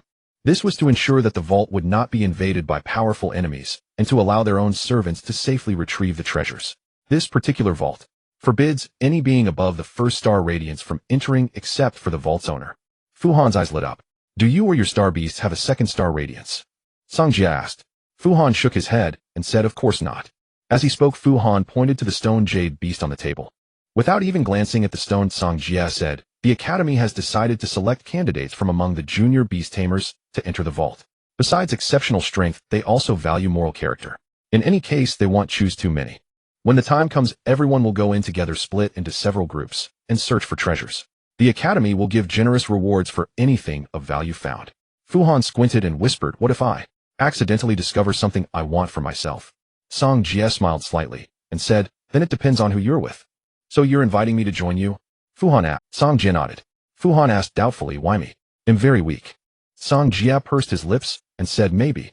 It just so happens that I have a friend who also raised a stone jade beast and rescued a half-dead forest wolf. You also have a stone jade beast and a forest wolf, don't you? So I find you relatable. Fu Han clicked his tongue and asked. Song Jia said, we can only find people we trust from our class. Yi Miao, Fu Han suggested. Song Jia nodded and said, can do. One more Chen Zi, and we'll be complete. Chen Zi. Fu Han recalled the studious top student and asked with difficulty, would that guy be willing to team up with me? Song Jia nodded and said, with you there, he'll definitely come. Fu Han thought to himself, what? Does he have a crush on me? Why would he definitely come if I'm there? Then Song Jia continued, he has obsessive-compulsive disorder. He's been bothered for a long time that our class group is still missing one person. Fu Han was stunned. There was such a thing. The task of organizing the team was ultimately entrusted to Song Jia. Though he was not particularly sociable, he seemed to excel at assembling groups for adventures. Fu Han in turn waited for him to take charge, leisurely heading off to eat. After lunch, Fu Han received a message from Grand Scholar Yi. Come to my place this afternoon. There's something I need to tell you. That afternoon, Fu Han went to the library with a puzzled mind, only to find that the matter the Grand Scholar wished to discuss was the same one Song Jia had mentioned. The Academy had discovered the entrance to the Fault Treasure Vault and intended to select students of first-class Starlight to search it. The difference was that the Grand Scholar explained the selection method to Fu Han. He said the Academy would organize a survival course held at the wild breeding base of the Star Beast Breeding Center. All junior beast tamers must participate. It would not only be a training exercise, the Academy would decide who to send to the vault based on the student's performance in the survival course. In the Grand Scholar's eyes, a genius like Fu Han, who had earned legendary contributions, was certain to be selected. Thus, this meeting was more about advising Fu Han on what to be cautious of within the vault. First, he needed to find reliable and tight-lipped teammates. Here the Grand Scholar still couldn't resist recommending a promising young man he knew, Yi Miao. Second, anything that could enhance his strength should be kept for himself. This includes, but is not limited to, complete fragment stars, source matter star beasts, weapons, and equipment. These items must never be exchanged for credits with the Academy. It would be a great loss. Third, bring out some items to fool the Academy for credits, such as artworks, ornaments, jewelry, and other mundane things. Fu Han was somewhat surprised, never expecting the Grand Scholar to directly tell him how to deceive the Academy. The Grand Scholar, however, said it was an unspoken rule everyone tacitly agreed upon. After all, the spatial fault leading to the vault was extremely dangerous, and it was only reasonable for those who ultimately reached the vault to distribute the spoils. Finally, the Grand Scholar gave Fu Han the most crucial warning: if he didn't exert his full strength during this selection, it would be very difficult to be chosen. And if he wasn't selected, it would be a tremendous loss. Only then did Fu Han truly grasp the depth of the selection process. As he was leaving, the Grand Scholar specifically urged him to bring back any ancient texts if found, including inscriptions in archaic script. Anything that could be memorized or copied should not be missed. Fu Han not only agreed obediently, but also took it to heart. It wasn't out of greed for elder, yes, precious knowledge. Rather, since he had treated him well, Fu Han felt he ought to repay him in some way. When he came out of the library, Fu Han passed by the General Affairs office once again and noticed that the queue for exams was still very long. It was then that Fu Han realized they weren't rushing to take exams for the same allowance he sought. Most of them wanted to participate in the survival course and gain entry to the Fault Treasure Vault. Just hearing the name, Fault Treasure Vault. A treasure vault. Who wouldn't want to go? However, Fu Han learned a number from the Grand Scholar. The Academy would select 30 people to enter the vault. Only 30 people. Looking at that long line of candidates, how many among them were hiding their true abilities even deeper than he was? Fu Han felt immense pressure. Thus, he stopped lingering and hurried home to organize his notes, determined to solidify his strength before the selection began. He buried himself in study until late into the night, distilling many useful insights from the day's lessons. Fu Han discovered that competitive beast tamers placed great emphasis on survival. Each of them possessed multiple means of self-preservation, and everyone had unexpectedly clever survival skills. After careful thought, Fu Han felt this was just like playing games in his past life. If you were a player farming dungeons, you would naturally focus on stacking damage output, because low-intelligence enemies only prioritize attacking the nearest target, such as a tank. But if you went up against other players in PvP, you would have to sacrifice offense to ensure survivability. Whether healer or damage dealer, everyone needed enough resilience, or they would be focus-fired and eliminated instantly. The reason was the difference in logic when enemies selected targets. For instance, when Fu Han first encountered a thunder slime, he hid far away and watched Big Jade Hand go up to smack the slime. The slime wouldn't try to find Fu Han by any means, it would only instinctively retaliate against Big Jade Hand. But imagine if you were to fight an opponent in the arena.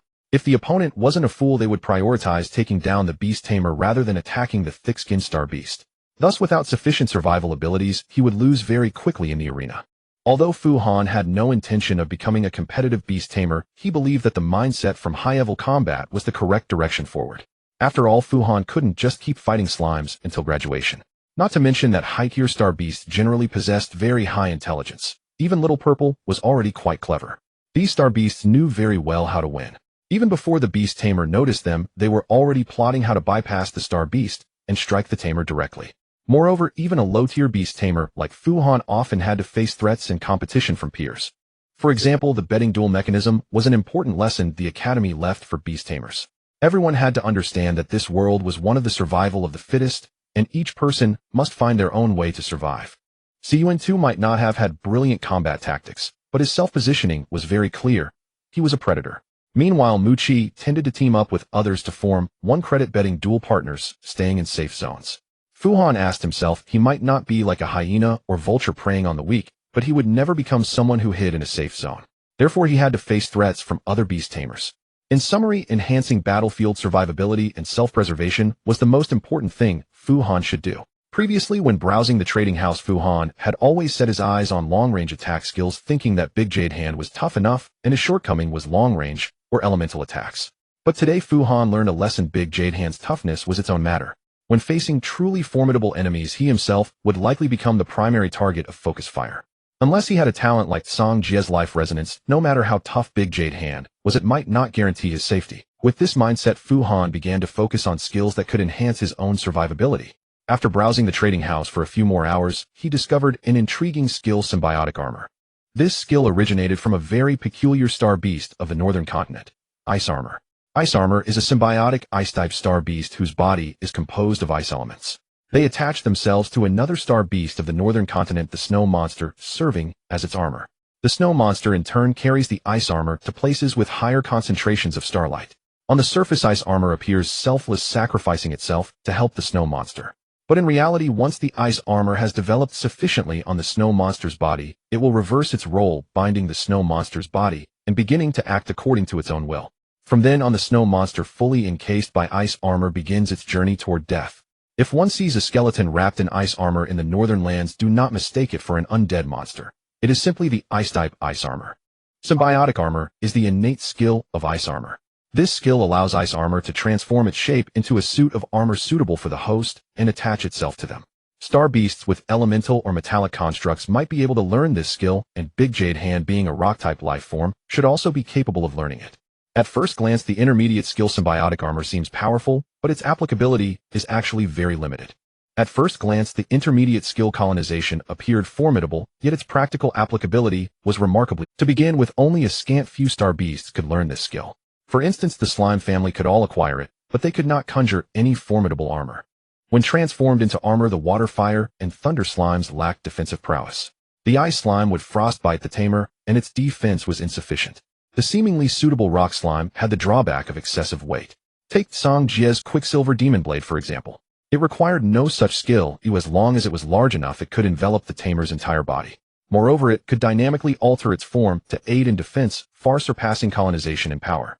Other star beasts faced similar issues: insufficient strength, excessive weight, or inadequate volume to provide amp. In most cases, purchasing a battlesuit reinforced with alloy plating was a better option, lightweight and highly durable. Tamers who needed this skill were often those with the life resonance talent, like Zhuxing Academy. However, they would directly contract an ice armor rather than tinkering with its skills. But Big Jade Hand was different. It had the levitation skill.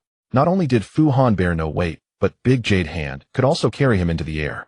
Once Big Jade Hand's levitation was maxed out, its effectiveness against ground-based enemies would be absolutely outstanding. Moreover, Hand Bro was genuinely tough, with comprehensive resistance. If it could both armor up and unfold the Jade Radiance barrier, then Big Jade Hand could raise the shield, while Fu Han moved in coordination. This way the Jade Radiance barrier would become mobile. The more Fu Han thought about it, the more he felt it was like an old monk's house. Brilliant. And what delighted Fu Han most was that ice armor star fragments were very cheap. The market price of a star fragment depended heavily on its contained skill. Popular skills naturally commanded high prices. Unpopular skills were sold as ordinary star fragments, priced only by rank and size. Ice armor star fragments had a unique trait: snow monsters were a hazardous and numerous star beast species. Northern tamers often had to team up to eliminate snow monsters, resulting in an abundance of associated ice armor. They were easy to purchase. Fu Han checked a first-rank ice armor star fragment fist-sized, containing about 20 units of star essence, was priced at a flat 15,000 credits. The cost was comparable to a second-tier artificial star fragment, extremely cheap. With patience, it might even be won at a low bid of 13,000 in 3 days. But the selection was imminent, and Fu Han had no time to spare. Glancing at his balance of over 7,100, he didn't hesitate. He directly selected 4 first-rank ice armor star fragments, bought them at the fixed price, and waited for delivery. The next morning, Fu Han went to the closed training room to verify his theory. The training method was simple: summon Big Jade Hand and Little Purple to play a game of hawk and chicken with Little Purple as the hawk. Fu Han wanted to see, under Big Jade Hand's full protection, how much survival pressure he would endure. In the first round, he had Big Jade Hand raise the Jade Radiance barrier to observe Little Purple's response. Initially, Little Purple tried to approach Fu Han quickly, but bounced off the Jade Radiance barrier dazed. Soon, however, Little Purple discovered that by slowing down it could easily slip through the barrier. This was a flaw of the Jade Radiance barrier. The energy field could effectively block energy attacks and projectiles, but an opponent could bypass it by walking in slowly. In other words, the barrier defended against distant threats, but not close ones. When facing a charge, Fu Han had to have Big Jade Hand retract the barrier to assist him. If the opponent were one ranged and one melee, Fu Han would be in dire straits. The test continued. In the second round, Fu Han had Big Jade Hand block Little Purple with full force, preventing it from a. Big Jade Hand was much larger than Little Purple, with an impressive arm span. Initially, no matter how Little Purple tried, it couldn't bypass Big Jade Hand's defense. But Little Purple was clever. It activated Shadow Enhancement, and as its form gradually blurred, Big Jade Hand struggled to keep up with its movements. Then, with a few leaps and turns, Little Purple completely evaded Big Jade Hand's sight. When Big Jade Hand, looking around frantically, spotted it again, Little Purple was already beside Fu Han, munching on dried meat. Relying entirely on Big Jade Hand for protection depended on the opponent's level. In the final round, Fu Han began directing Big Jade Hand to Little Purple's location. This time, both man and wolf were exhausted. When Little Purple lay down with its tongue out, Fu Han thought he had won. But in that moment of carelessness, Little Purple sprang up and darted into Fu Han's embrace. Fu Han laughed, finally understanding the saying, "The wolf feigns sleep." This little one was truly cunning. He pulled out 2 large pieces of dried meat and stuffed them into Little Purple's mouth, ending the test. He now had a sense of relying on Big Jade Hand for protection. His theoretical judgment was correct. Depending solely on Big Jade Hand was far from sufficient. Little Purple might not be weak, but there were certainly many star beasts faster and more cunning. At that point, Fu Han might not even locate the opponent himself, let alone direct Big Jade Hand. But if Big Jade Hand were transformed into armor worn on his body, the sense of security, Fu Han felt it would be reliable just thinking about it. Then he'll wait for the star fragments to arrive. With that thought, Fu Han left the training ground and returned to meditate. 3 days later, the Zhuxing Academy announced its latest major teaching activity, the Field Survival Course. Upon learning that all junior tamers were required to participate, the academy was filled with lamentation. Fu Han was puzzled. He had thought that with so many busy assessing qualifications, everyone would be eager to go. Yet now the scene was one of wailing and despair, suggesting most tamers had no plans for field work.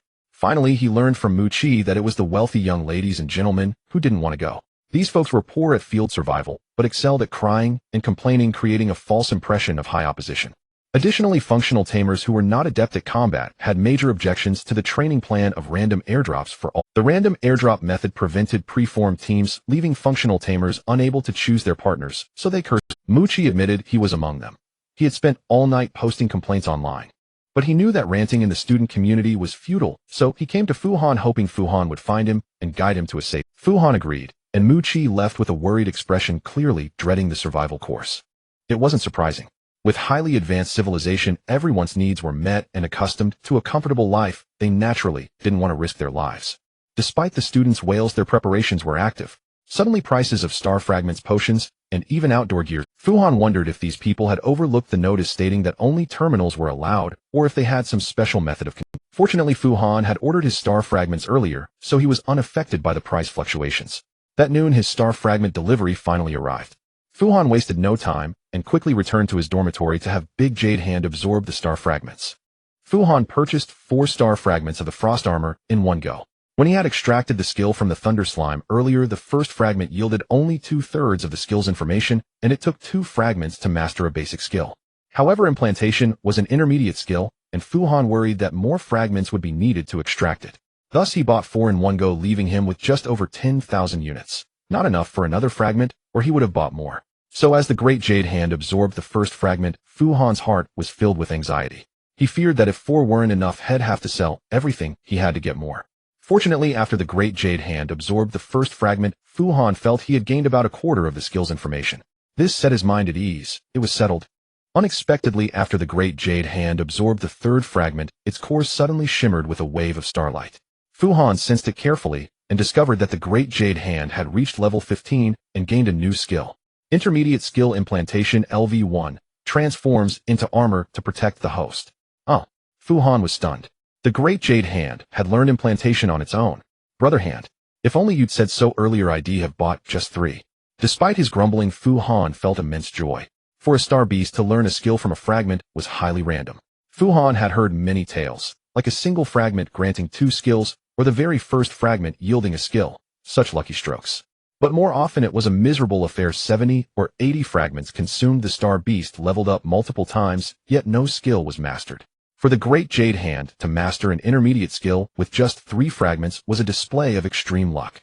The Great Jade Hand learning the skill on its own had one advantage: Fu Han saved the energy needed for 1 skill transfer.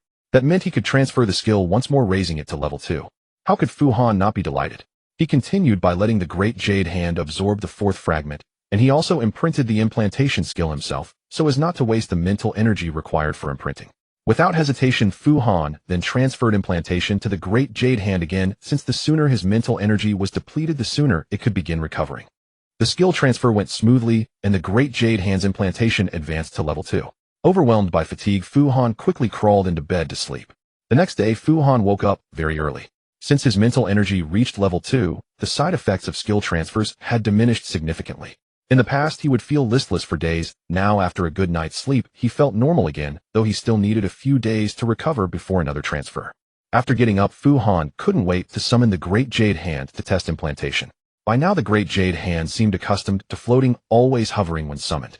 So he commanded it to use implantation while continuing to float. The first time he used this skill, Fu Han sensed a query from the Great Jade Hand through their soul connection. What kind of armor should I become? Fu Han paused for a moment, then began recalling armor designs he had seen in films and games from his past life. The Great Jade Hand seemed to receive this information, then transformed into a stream of light that enveloped Fu Han. He felt a cool touch as ice jade-colored armor gradually covered his entire body. The implantation complete, Fu Han moved his arm and felt no weight at all. He then tried a full-body stretch and found the Great Jade Hand seemed to coordinate with his movements, making everything extremely agile. But the dormitory was too small for a full test. He would need to go to the training room later. Next, he attempted to float, but this time, to maintain the armored state, the Great Jade Hand needed to continuously consume starlight, and the drain was considerable. Keeping the armor light enough to float was already a challenge, though lifting Fu Han as well was impossible. For the same reason, the Great Jade Hand couldn't activate the Jade Radiant Shield while armored. A pity. Fu Han guessed that raising implantation skill level would improve this. especially since the Great Jade Hand star rank was still low. Once it had higher grade Starlight, activating multiple skills simultaneously would be effortless. After the basic performance tests, Fu Han walked to his full-length mirror to see the armor. The sight made him exclaim, "Whoa!" It was truly stunning. The armor's design, evolved from the game equipment Fu Han recalled, was incredibly cool. Moreover, the Great Jade Hand's natural material was a translucent ice jade hue, creating a magnificent play of light when worn. The golden patterns adorning the armor added a touch of luxury. Fu Han hadn't expected the armor to look so impressive. Still, he wished for a visor to partially cover his face, as he preferred not to be recognized. The moment he thought this, a visor extended from his helmet, concealing his features. Fu Han smiled slightly, thinking much better. Next, Fu Han recalled the Great Jade Hand and headed straight to the training room for a comprehensive test of the armor. First implantation's deployment speed was much faster than the first time. Fu Han guessed that the Great Jade Hand had memorized the design, speeding up the process. Then Brother Hand was truly tough. Though the armor was only a thin layer, it was beyond the power of conventional force. No matter how Fu Han struggled, he couldn't leave a single mark on it. He summoned Xiao Zi to try as well. After much effort using skills and grinding its claws and fangs noisily, there was no effect. If it weren't for the grating sounds, Fu Han would have thought Xiao Zi was slacking off. Inside the armor, he felt no impact at all. Thus, Fu Han gained ample confidence in his defensive capabilities. Previously, directing the Great Jade Hand to guard him was laborious and ineffective. Now Fu Han could simply ignore attacks. Strike all you want, if you break through, I lose. Of course, the Great Jade Hand wasn't invincible, but its defensive performance far exceeded his current rank. Fu Han felt that among beast tamers of the same level, he seemed almost undefeatable. He wondered if a genius like Song Jie could leave a mark on the Great Jade Hand. Fu Han also tried jumping and running in the armor, finding no difference from normal movement. After all, with the soul-bonded implantation, the Great Jade Hand coordinated with his actions. It was far superior to the parasitic relationship of snow monsters and frost armor.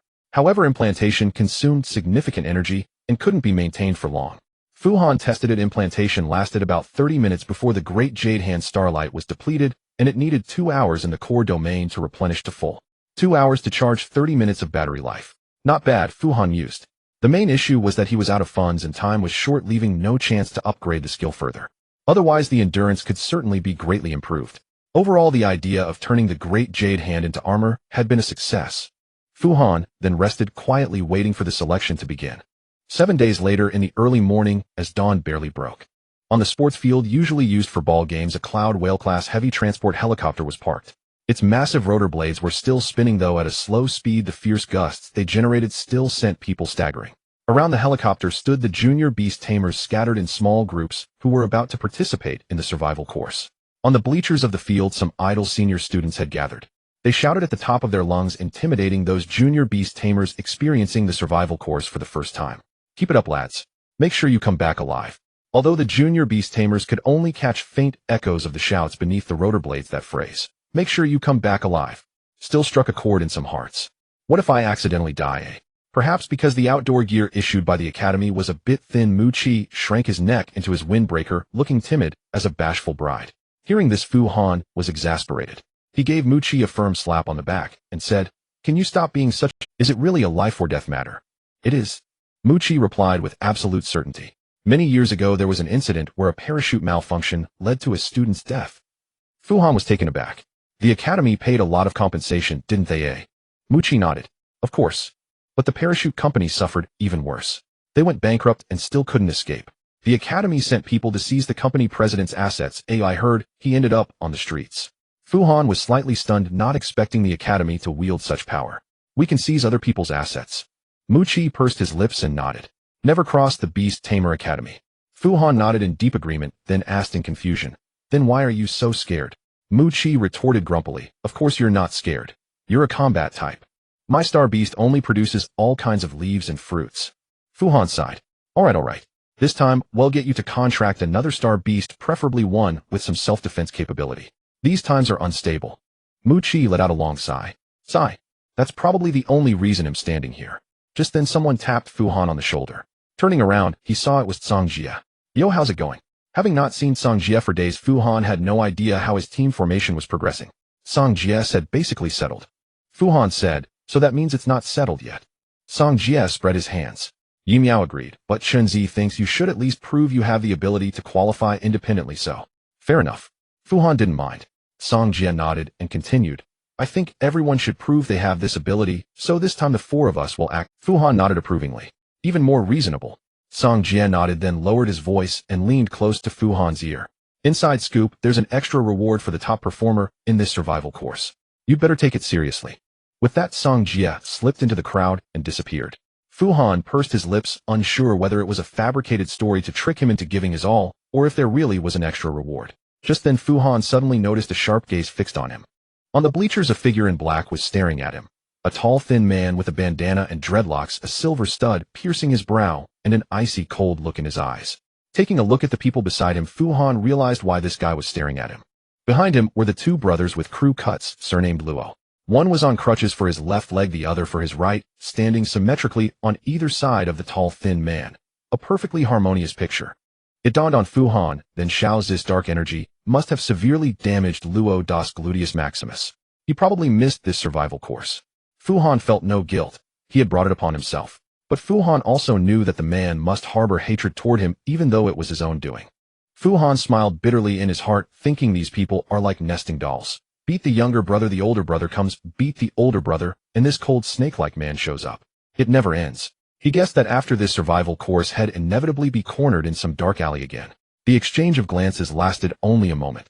A sharp whistle interrupted Fu Han's thoughts. Looking toward the sound, he saw several soldiers in leather jackets descending from the helicopter, sternly urging everyone to gather in the center.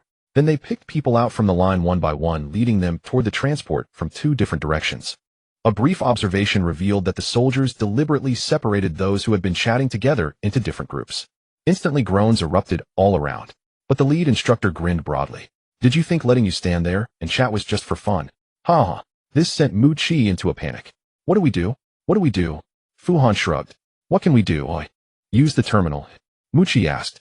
Fu Han replied, absolutely impossible. Fend for yourself. Run if you encounter danger. Mu Chi panicked. How do I run? I'm a functional type. Fu Han frowned fiercely. Use your legs. Just then, because Mu Chi had been called twice, without stepping forward promptly, the instructor came over and dragged him out roughly. He looked back helplessly at Fu Han, who sighed and spread his hands in resignation. You? Come here. An instructor beckoned Fu Han over, and he quickly jogged to join them. After boarding the transport, Fu Han was pushed into a seat by the instructor and buckled in. Sitting in his seat, Fu Han looked around. He recognized a few faces, but none of his close acquaintances, so he leaned back and began to rest. The Cloud Whale-class transport was enormous, and the 800-odd junior beast tamers were soon all on board. Then amid a piercing roar, the cabin doors began to close slowly, and the sound of the rotor blades outside grew faster and faster. After a jolt, Fu Han felt the aircraft lift off. Moments later, the cabin sealed completely, and the flight noise. At that point, commotion stirred in the cabin as everyone started asking questions. How long will it take? Can we use the restroom? What are the evaluation criteria for the survival course? After the broadcast, the instructors on the plane began demonstrating the landing gear. In fact, the equipment was fully automatic. Auto-altitude measurement, auto-parachute deployment, and auto-ejection of the parachute to activate. Obey orders, raise no objections, and ask no questions. Otherwise, your course ends here. Now we will demonstrate the use of the landing equipment. Watch carefully. After the broadcast, the instructors on the plane began demonstrating the landing gear. In fact, the equipment was fully automatic. Auto-altitude measurement, auto-parachute deployment, and auto-ejection of the parachute to activate the landing airbag. The only thing the user had to do was strap it securely onto their back and jump from a high altitude. Fu Han observed closely and realized that the safety belt holding him in place was actually the landing gear. He just didn't know how this transport would deploy them. After the demonstration, the broadcast sounded again. All right, that's about it. Don't ask us anything else. We're only responsible for transporting you to the destination and dropping you off. As for what to do, check your terminal notifications. See you in 20 minutes. With the formalities done, the instructors began to wander and chat, easing the atmosphere slightly. Just then, a stranger sitting next to Fu Han proactively inquired, "Hey buddy, are you a combat type?" Fu Han nodded. "Let's team up. Ooh, I can heal," the young man added. Fu Han turned back with a faint smile and gave a slight nod. The young man looked relieved, but Fu Han suspected things might not be so simple. About 20 minutes later, the broadcast rang out again. "We've arrived. Airdrop commencing now. Those who are scared can close your..." Almost as soon as the words faded, Fu Han heard a whoosh beside him. The young man who had volunteered to team up had vanished. By the time Fu Han reacted, he saw the ejection hatch beneath the seat slowly closing. Then came a series of startled cries. Fu Han watched as those around him were dropped without any pattern. Damn, this is intense. Just as he thought that he heard a voice, the voice was faint, barely audible. "Parachute jump commencing 3, 2, 1. With a clang, Fu Han felt the floor give way beneath him, plunging downward rapidly. In a flash, he was outside the cabin. Gazing at the verdant expanse below and the parachutes blossoming one by one, Fu Han couldn't help but shout with exhilaration, "Ho!" Fu Han thrived on thrilling activities. He had tried bungee jumping and paragliding before, but this was his first skydive. It felt incredible, and he cheered with excitement. Others, however, weren't as fortunate. A cacophony of wails and screams echoed through the air. This only made Fu Han laugh harder. Perhaps the most amusing part was listening to others shriek. He adjusted his posture for a brief glide, but before he could fully enjoy it, a faint voice prompt sounded again. This time he realized it came from the landing pack. Parachute deploying 3, 2, 1. With a rustle, the parachute opened. Fu Han instinctively grabbed the risers, adjusting his descent toward an open clearing. Moments later, as he neared the tree canopy, the landing pack prompted, landing airbag deploying 3, 2, 1. Then came a soft click, and he separated from the parachute. The pack swiftly ejected a massive transparent airbag enveloping Fu Han. He plummeted rapidly, the airbag bouncing once on the ground, before gradually deflating, allowing him to gently touch down. Following the voice instructions, Fu Han remained still as the pack automatically retracted the airbag. Shortly after, the pack's voice prompt sounded again. Please retrieve the tool pack, discard the landing equipment, and leave the landing zone. Please retrieve the tool pack, discard the landing equipment, and leave the landing zone. Fu Han stood up, unclasped the buckles, and found the tool pack to inspect it. Inside the tool pack were a collapsible shovel, a fire starter, and a metal water canteen. That's it. Better than nothing, I saw, Fu Han thought as he fastened the tool pack to his waist. Just then a scream pierced the sky above. He looked up to see a massive airbag descending. Now he understood why he was told to vacate the landing zone quickly. In a few hurried steps, he dodged to the side. He watched the airbag bounce twice as it landed. Inside, a girl screamed loudly, clearly terrified. Once the airbag settled, she frantically tried to scramble out. Fu Han quickly warned, "Don't move. The airbag will retract automatically." The curly-haired girl inside stopped struggling, straining to look up at Fu Han, allowing him to see her features. Her brown curls were slightly disheveled, but it didn't detract from her striking beauty. She had healthy, wheat-colored skin and deep, captivating eyes. Everyone appreciates beauty, and Fu Han's spirits lifted. He nodded politely to her and turned to leave. Seeing him about to leave, the girl quickly called out, "Wait. Can I come with you? I'm a support-type beast tamer." Fu Han replied without turning back, "I don't need support." The girl grew anxious and shouted, "Wait. He'll pay." At the mention of money, Fu Han raised an eyebrow and stopped. Moments later, the two had left the landing zone and stood under a lush parasol tree for shade. Fu Han looked at his terminal with a grin, surprised that despite many features being locked, the transfer function remained active. It seemed the Academy had anticipated numerous transactions among students during this survival course and had deliberately kept this interface open. Seeing the extra 500 yuan in his account, Fu Han was overjoyed, thinking he might pick up a few more non-combat beast tamers for some extra cash. As for the big wave-haired Qi, she grumbled incessantly, mainly about the high price. All right, stop complaining. I'm not taking your money for nothing. Besides ensuring your safety, it'll also provide you with ample drinking water, free of charge." Fu Han reassured her. Qi was speechless. "Huh, 4,500 yuan, you're just letting me tag along. Do I have to pay extra for it?" Fu Han sighed helplessly. "Didn't I mention? I'm also giving you free water." Qi thought for a moment and said, "At least share some food with me." Fu Han clicked his tongue. Fine. If we find food, I'll share some with you." Just then, both their terminals chimed simultaneously. They each took out their devices to check. It was a course assignment from the Academy. Lesson 1: Survival. Ensure your own sustenance and survival and move northward. Assessment criteria: 1. Cross the northern assessment line within 3 days. 2. Conduct a daily health scan via the terminal. Total caloric intake over 3 days must reach 600 kcal, and water consumption must not fall below 600 milliliters. 3. Ensure your own safety and avoid injuries that could affect subsequent lessons. If you are unable to continue the course, report your withdrawal via the terminal and await rescue on site. Beyond the course tasks, the Academy also sent teaching materials. After all, the goal was to teach students how to survive in the wild, not to abandon them to fend for themselves. The instructional materials were quite comprehensive, including guides on making simple traps for hunting, methods for starting fires, identifying edible plants, tracking animal traces, and much more. Students could consult these materials as needed. Meanwhile, the terminal's navigation map also marked water sources and the northern assessment line, allowing them to use the navigation to find their way. Fu Han couldn't help but admire such an educational arrangement. The Star Chaser Academy truly had impressive capabilities. The venue for the survival course was a field breeding base owned by the Academy. Fu Han hadn't expected the territory to be so vast. The first phase alone spanned nearly 100 kilometers in depth. The natural ecosystem here was complete with ordinary animals and released star beasts, and all resources were available for students to obtain. With emergency rescue as a safety net, the Academy's generosity was truly extraordinary. Fu Han also appreciated the teaching format. Here are the materials, figure it out yourself. The worst-case scenario was probably just going hungry for 3 days, and if it got too tough, one could always give up. But as long as one was willing to think and act, they would surely gain excellent training. After roughly reviewing the tasks and materials, Qixing grumbled, "This is too extreme. Consuming 6000 kcal in 3 days. How could we girls possibly eat that much? Well, gain weight." Fu Han stared at her as if she were an idiot for a moment, then said, "Then eat less. Finding that many calories worth of food every day is no easy feat anyway. We're about 100 kilometers from the assessment line. You can cover over 30 kilometers a day and lose weight. Forget about gaining weight. You'll definitely become a slender beauty." Qixing wasn't stupid and immediately retorted, "No way. You have to at least help me complete the task. I paid you. All right, before we set off, let's agree on 3 rules. First, listen to me in everything. Second, don't complain all the time. Third, keep your promise and pay up. If you can do that, it'll take you along. If not, I'll refund your money now, and we'll go our separate ways." Qixing nodded without hesitation. Okay. In truth, she had no choice.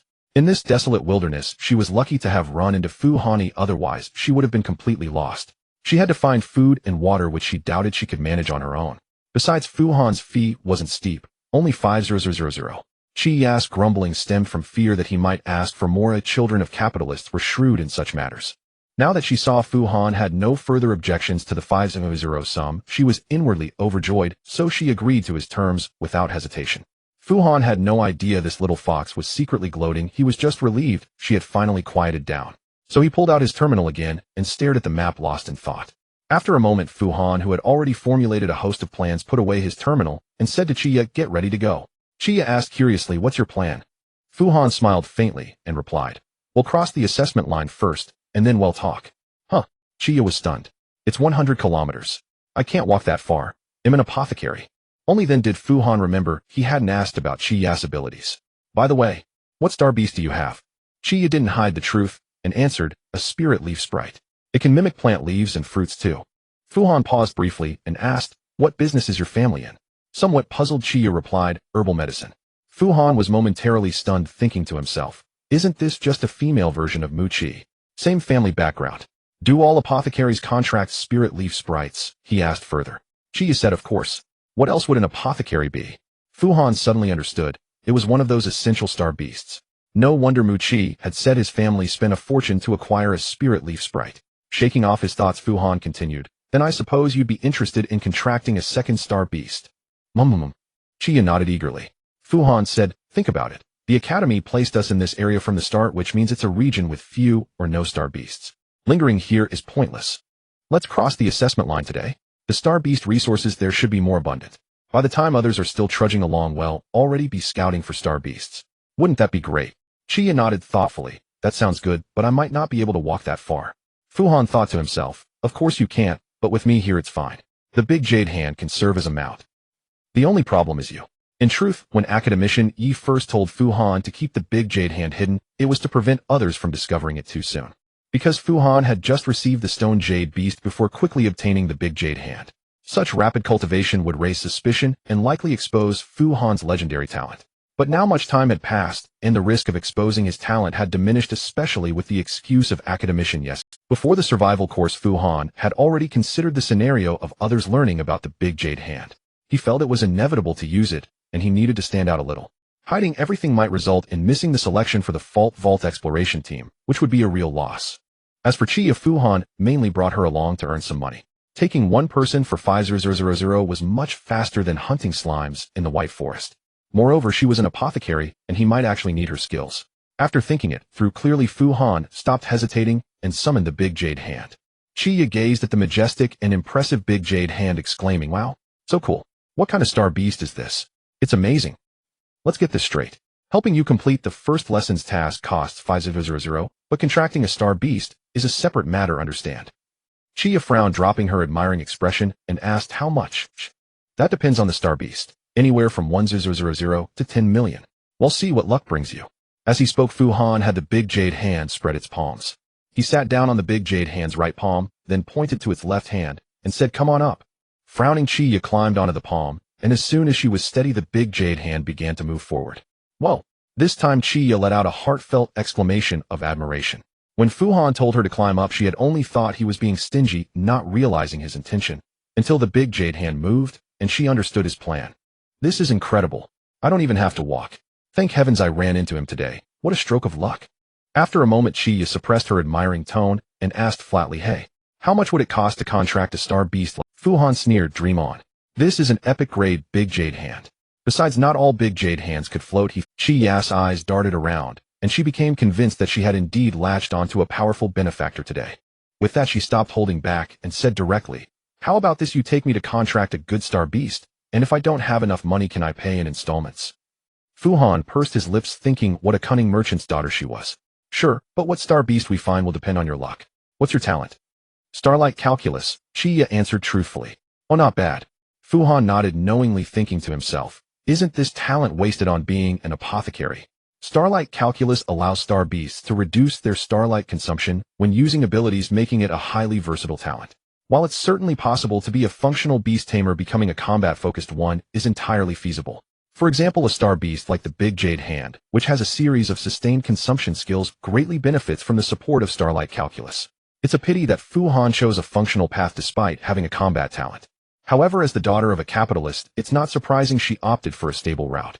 Her talent is decent, and she can first cultivate exceptional economic abilities before considering her combat prowess or survival skills.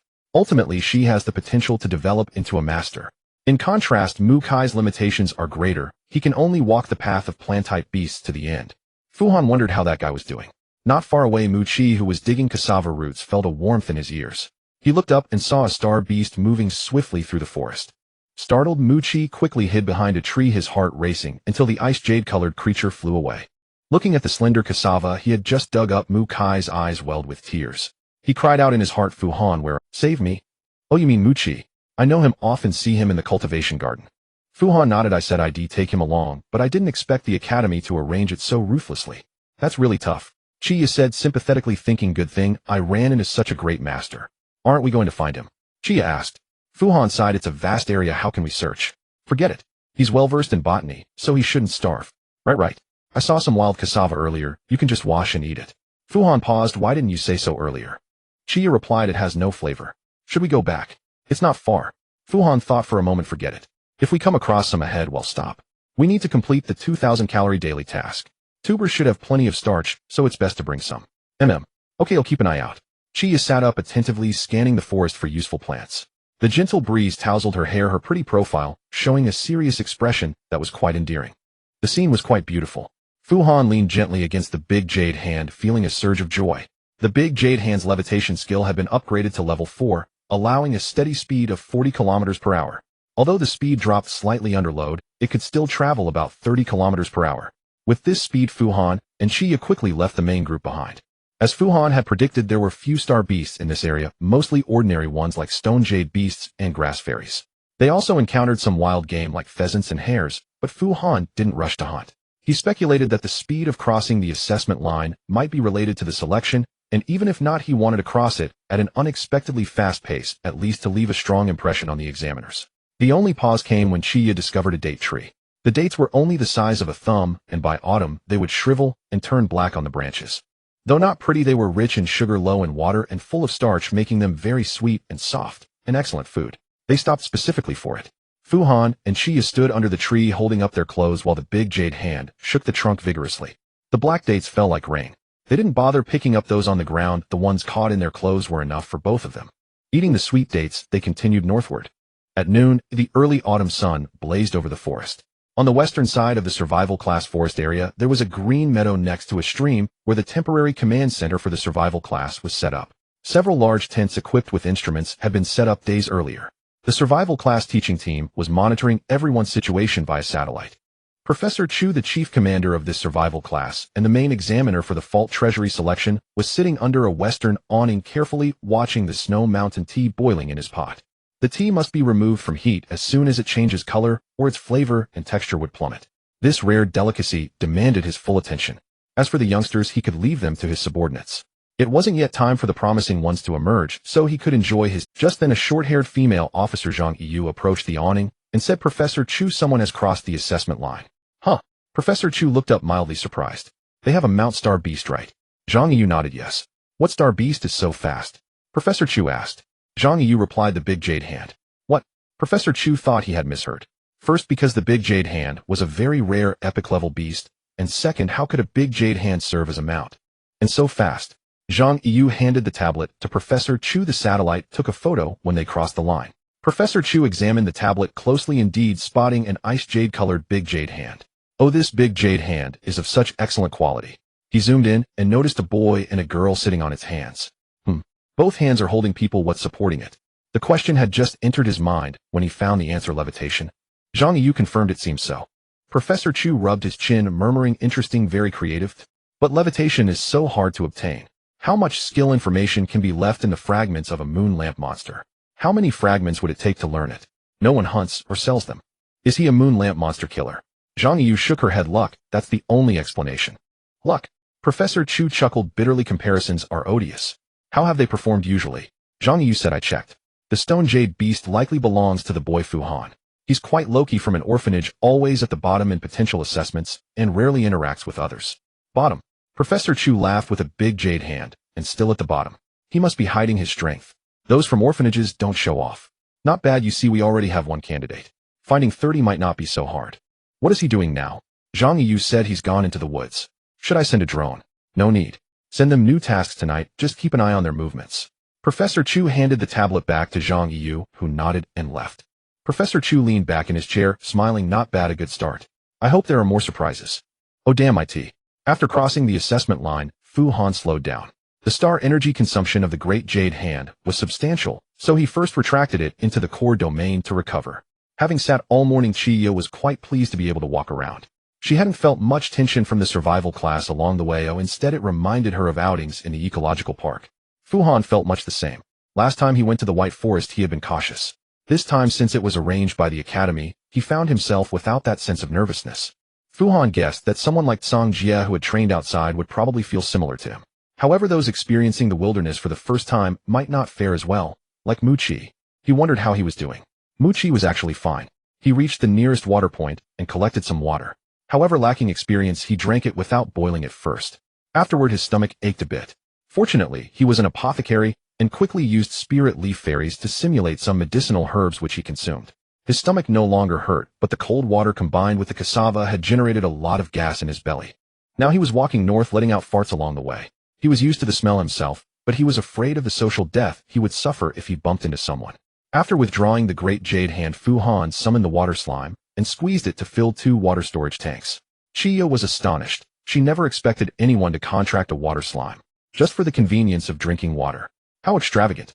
Suddenly Qixing recalled the recent shortage of pure element water and remembered that Mu Qi seemed to have supplied a lot of it. It dawned on her, oh, so that's how Mu Qi got pure element water back then. It was you. Fu Han nodded and said, right, so bringing you here for 500 and providing you with pure element water to drink is really a great deal, isn't it? So now we need to settle the rest of the account. Qixing frowned a bit displeased, but this time she didn't waste words and directly took out her terminal to transfer another 100 to Fu Han.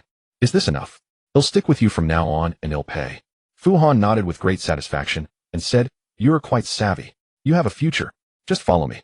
Setting off again, Fu Han summoned Xiaozi. First to let it serve as a guard, and second, he relied on Xiaozi to... Fu Han didn't bother glancing at knowledge points like methods for tracking animal traces. Could they possibly be better than Xiaozi? Seeing Fu Han summon a 3rd star beast, Qixing couldn't help but ask, how can you contract so many star beasts? Fu Han replied, don't ask nosy questions. Qixing said, I get it, you're a dual talent. Fu Han warned, careful or he'll silence you. I won't tell anyone, Qixing quickly said. It's my basic professional ethics as a beast tamer. Fu Han smiled and said, then you'd better maintain that ethics. Otherwise, Actually, Fu Han wasn't too worried. Dual talent beast tamers, though rare, did exist. Fu Han had heard of a few dual talents in the academy, and they were all formidable. Just then Xiaozi suddenly stopped and sniffed the ground intently. Fu Han knew it had found something, and quickly signaled Qixing to be quiet. Xiaozi had indeed discovered something, and began to advance cautiously toward the target. The two also lowered their center of gravity, and followed from a distance. Following Xiaozi for about 20 minutes, Fu Han vaguely saw the prey Xiaozi was tracking. It was a herd of dwarf forest deer nibbling on berries from some low shrubs. Reaching the assault boundary, Xiaozi stopped, lay down, and looked back at Fu Han. Fu Han knew it was waiting for orders. He stepped back a bit, summoned the great jade hand, and silently circled it to the side. Everything ready. Fu Han made a forward gesture, and the great jade hand, and Xiaozi swiftly approached the deer herd. The herd soon sensed the anomaly. The lead deer hesitated for only a second before leading the herd in a frantic escape. In that instant, Xiaozi and Fu Han stopped hiding and gave chase directly. Xiaozi was incredibly fast, especially after activating Dark Enhancement, making it invisible to the deer herd. It charged toward a stray young deer that had panicked and run off precisely in the direction the great jade hand was encircling. Then Xiaozi leaped, pouncing on the young deer and bringing it down.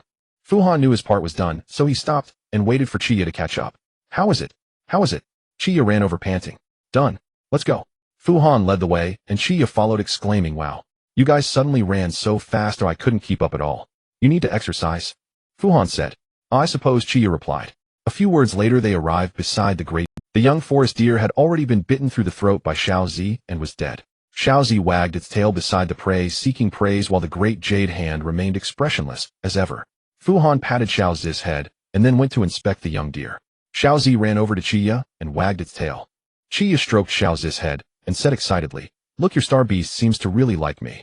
Fu Han glanced sideways at Xiaozi, who was fawning over the pretty girl, but didn't have the heart to tell Qixing it was a lecher. He merely said flatly, yeah. The hunt was successful. The captured deer was a young dwarf forest deer weighing over 30 kilograms. With this bounty, they wouldn't need to worry about food for the next 3 days. Fu Han also marked this area on the map. If the deer herd was active nearby, he could return to hunt if needed. With the prey secured, Fu Han decided not to wander aimlessly for now. He checked the map and led Qixing eastward toward a stream where processing the deer would be more convenient. An hour later, after walking along the stream for a while, Fu Han found a pebble-covered riverbank and decided to set up camp there. First, he built a fire pit with pebbles and lit a campfire. Then he dragged the deer to the water's edge to process it. Meanwhile, Qixing followed Xiaozi to a pool upstream to fish, and together they caught 5 green bass. Fu Han saw that all 5 fish bore Xiaozi's teeth marks and instantly understood what it meant when they said the 2 of them wreaked havoc. By dusk, the invaluable Xiaozi was rewarded with a deer leg gnawing on it earnestly by the side. Over the campfire, the fatty deer belly meat was already roasted to a golden brown, and Fu Han had used a water tank to cook a pot of fish soup. This time, Qixing played a crucial role. She had her spirit leaf fairies simulate the fruit of a plant called rock salt berry. The juice of this fruit was rich in salt, making it an excellent seasoning. Thus, both the fish soup and the deer meat acquired a delicious flavor. The young forest deer hadn't grown up yet, so its meat was tender and fragrant. Qixing had thought it cruel when Fu Han was butchering the deer, but once the deer meat was roasted, all that came out of her mouth was a mumbled, so delicious. As dusk fell, the 2 were too stuffed to move by the campfire. Qixing sighed, it's so great following you. Fu Han smiled, but said nothing. It's like camping with more food than we can eat. Gazing at the stars beginning to appear in the sky, Qixing asked, so what do we do next? Before Fu Han could answer, both their terminals rang simultaneously. Fu Han took out his terminal, glanced at it, and then laughed. See, there's something to do now. Qixing also opened her terminal to check. It turned out a new course assignment had been issued. Lesson 2, Ecological Observation. Ensure your own survival by securing food and water, and explore the breeding zones of various astral beasts to gather as much information as possible. Assessment Criteria 1. Before the survival lesson concludes, explore at least 1 observation point in a breeding zone to earn as many observation points as possible. 2. Perform a daily health scan with your terminal to ensure adequate food and water intake. 3. Ensure your own safety. Elective Course Hunting Challenge. Attempt to hunt dominant astral beasts within the breeding zones. See the list for details. Warning: this task must be undertaken with caution. The breeding zones are now fully open, and numerous situations within them can lead to severe injury or even death. Every action must be carefully considered. Should an accident occur during this course, Zhuxing Academy will provide no compensation. If you are unable to continue the course, report your withdrawal via the terminal and await rescue on site. As before, along with the course tasks, a wealth of related materials was sent, primarily introducing the breeding base and the Academy's wilderness breeding base with its green mountains and clear waters appeared to be a natural environment, but it was not. In reality, the entire 100 soft kilometers wide base was an artificially constructed simulation of nature. The wilderness breeding base utilized the climate tower system to divide the area into several breeding zones. Each breeding zone, with a radius of 10 kilometers, had a climate tower responsible for simulating various special climates within the zone. The Academy then artificially crafted the natural environment. This gave each breeding zone unique topographical and climatic features for astral beast breeding and research. For this course, the Academy opened 3 breeding zones with different terrains: swamp, flower plain, and rainforest. The task was to understand the astral beast ecology of one terrain, using a scanner to record unique astral beasts. Those with spare energy could also consider challenging powerful astral beasts. Indeed, this academy lived up to its name of chasing stars. Such an undertaking was beyond Fu Han's imagination. This was likely the most effective and intuitive way for novice beast tamers to understand various natural environments. Moreover, since this was an astral beast breeding base with human intervention, the beasts could never grow too powerful. The students' basic safety was assured. Fu Han estimated that even the so-called hunting challenge involved astral beasts carefully selected by the academy. He believed there was no place better suited for novice beast tamers to explore. It was hard to imagine anyone being dissatisfied with the course arrangement. Fu Han felt that if there was any complaint, it was that the survival course was too short, only 7 days. If he could stay here for 3 months, Fu Han would be utterly delighted. Fortunately, he had made a wise decision on the first day, skipping the meaningless novice area and arriving at the edge of the breeding zone.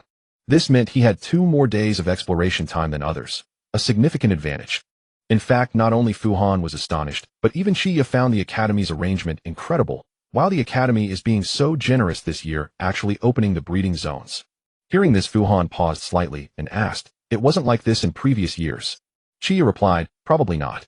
In previous years they would catch some astral beasts and place them in the peripheral forest for assessment. At least I've never heard of directly entering the breeding zones. This seems to be the first time."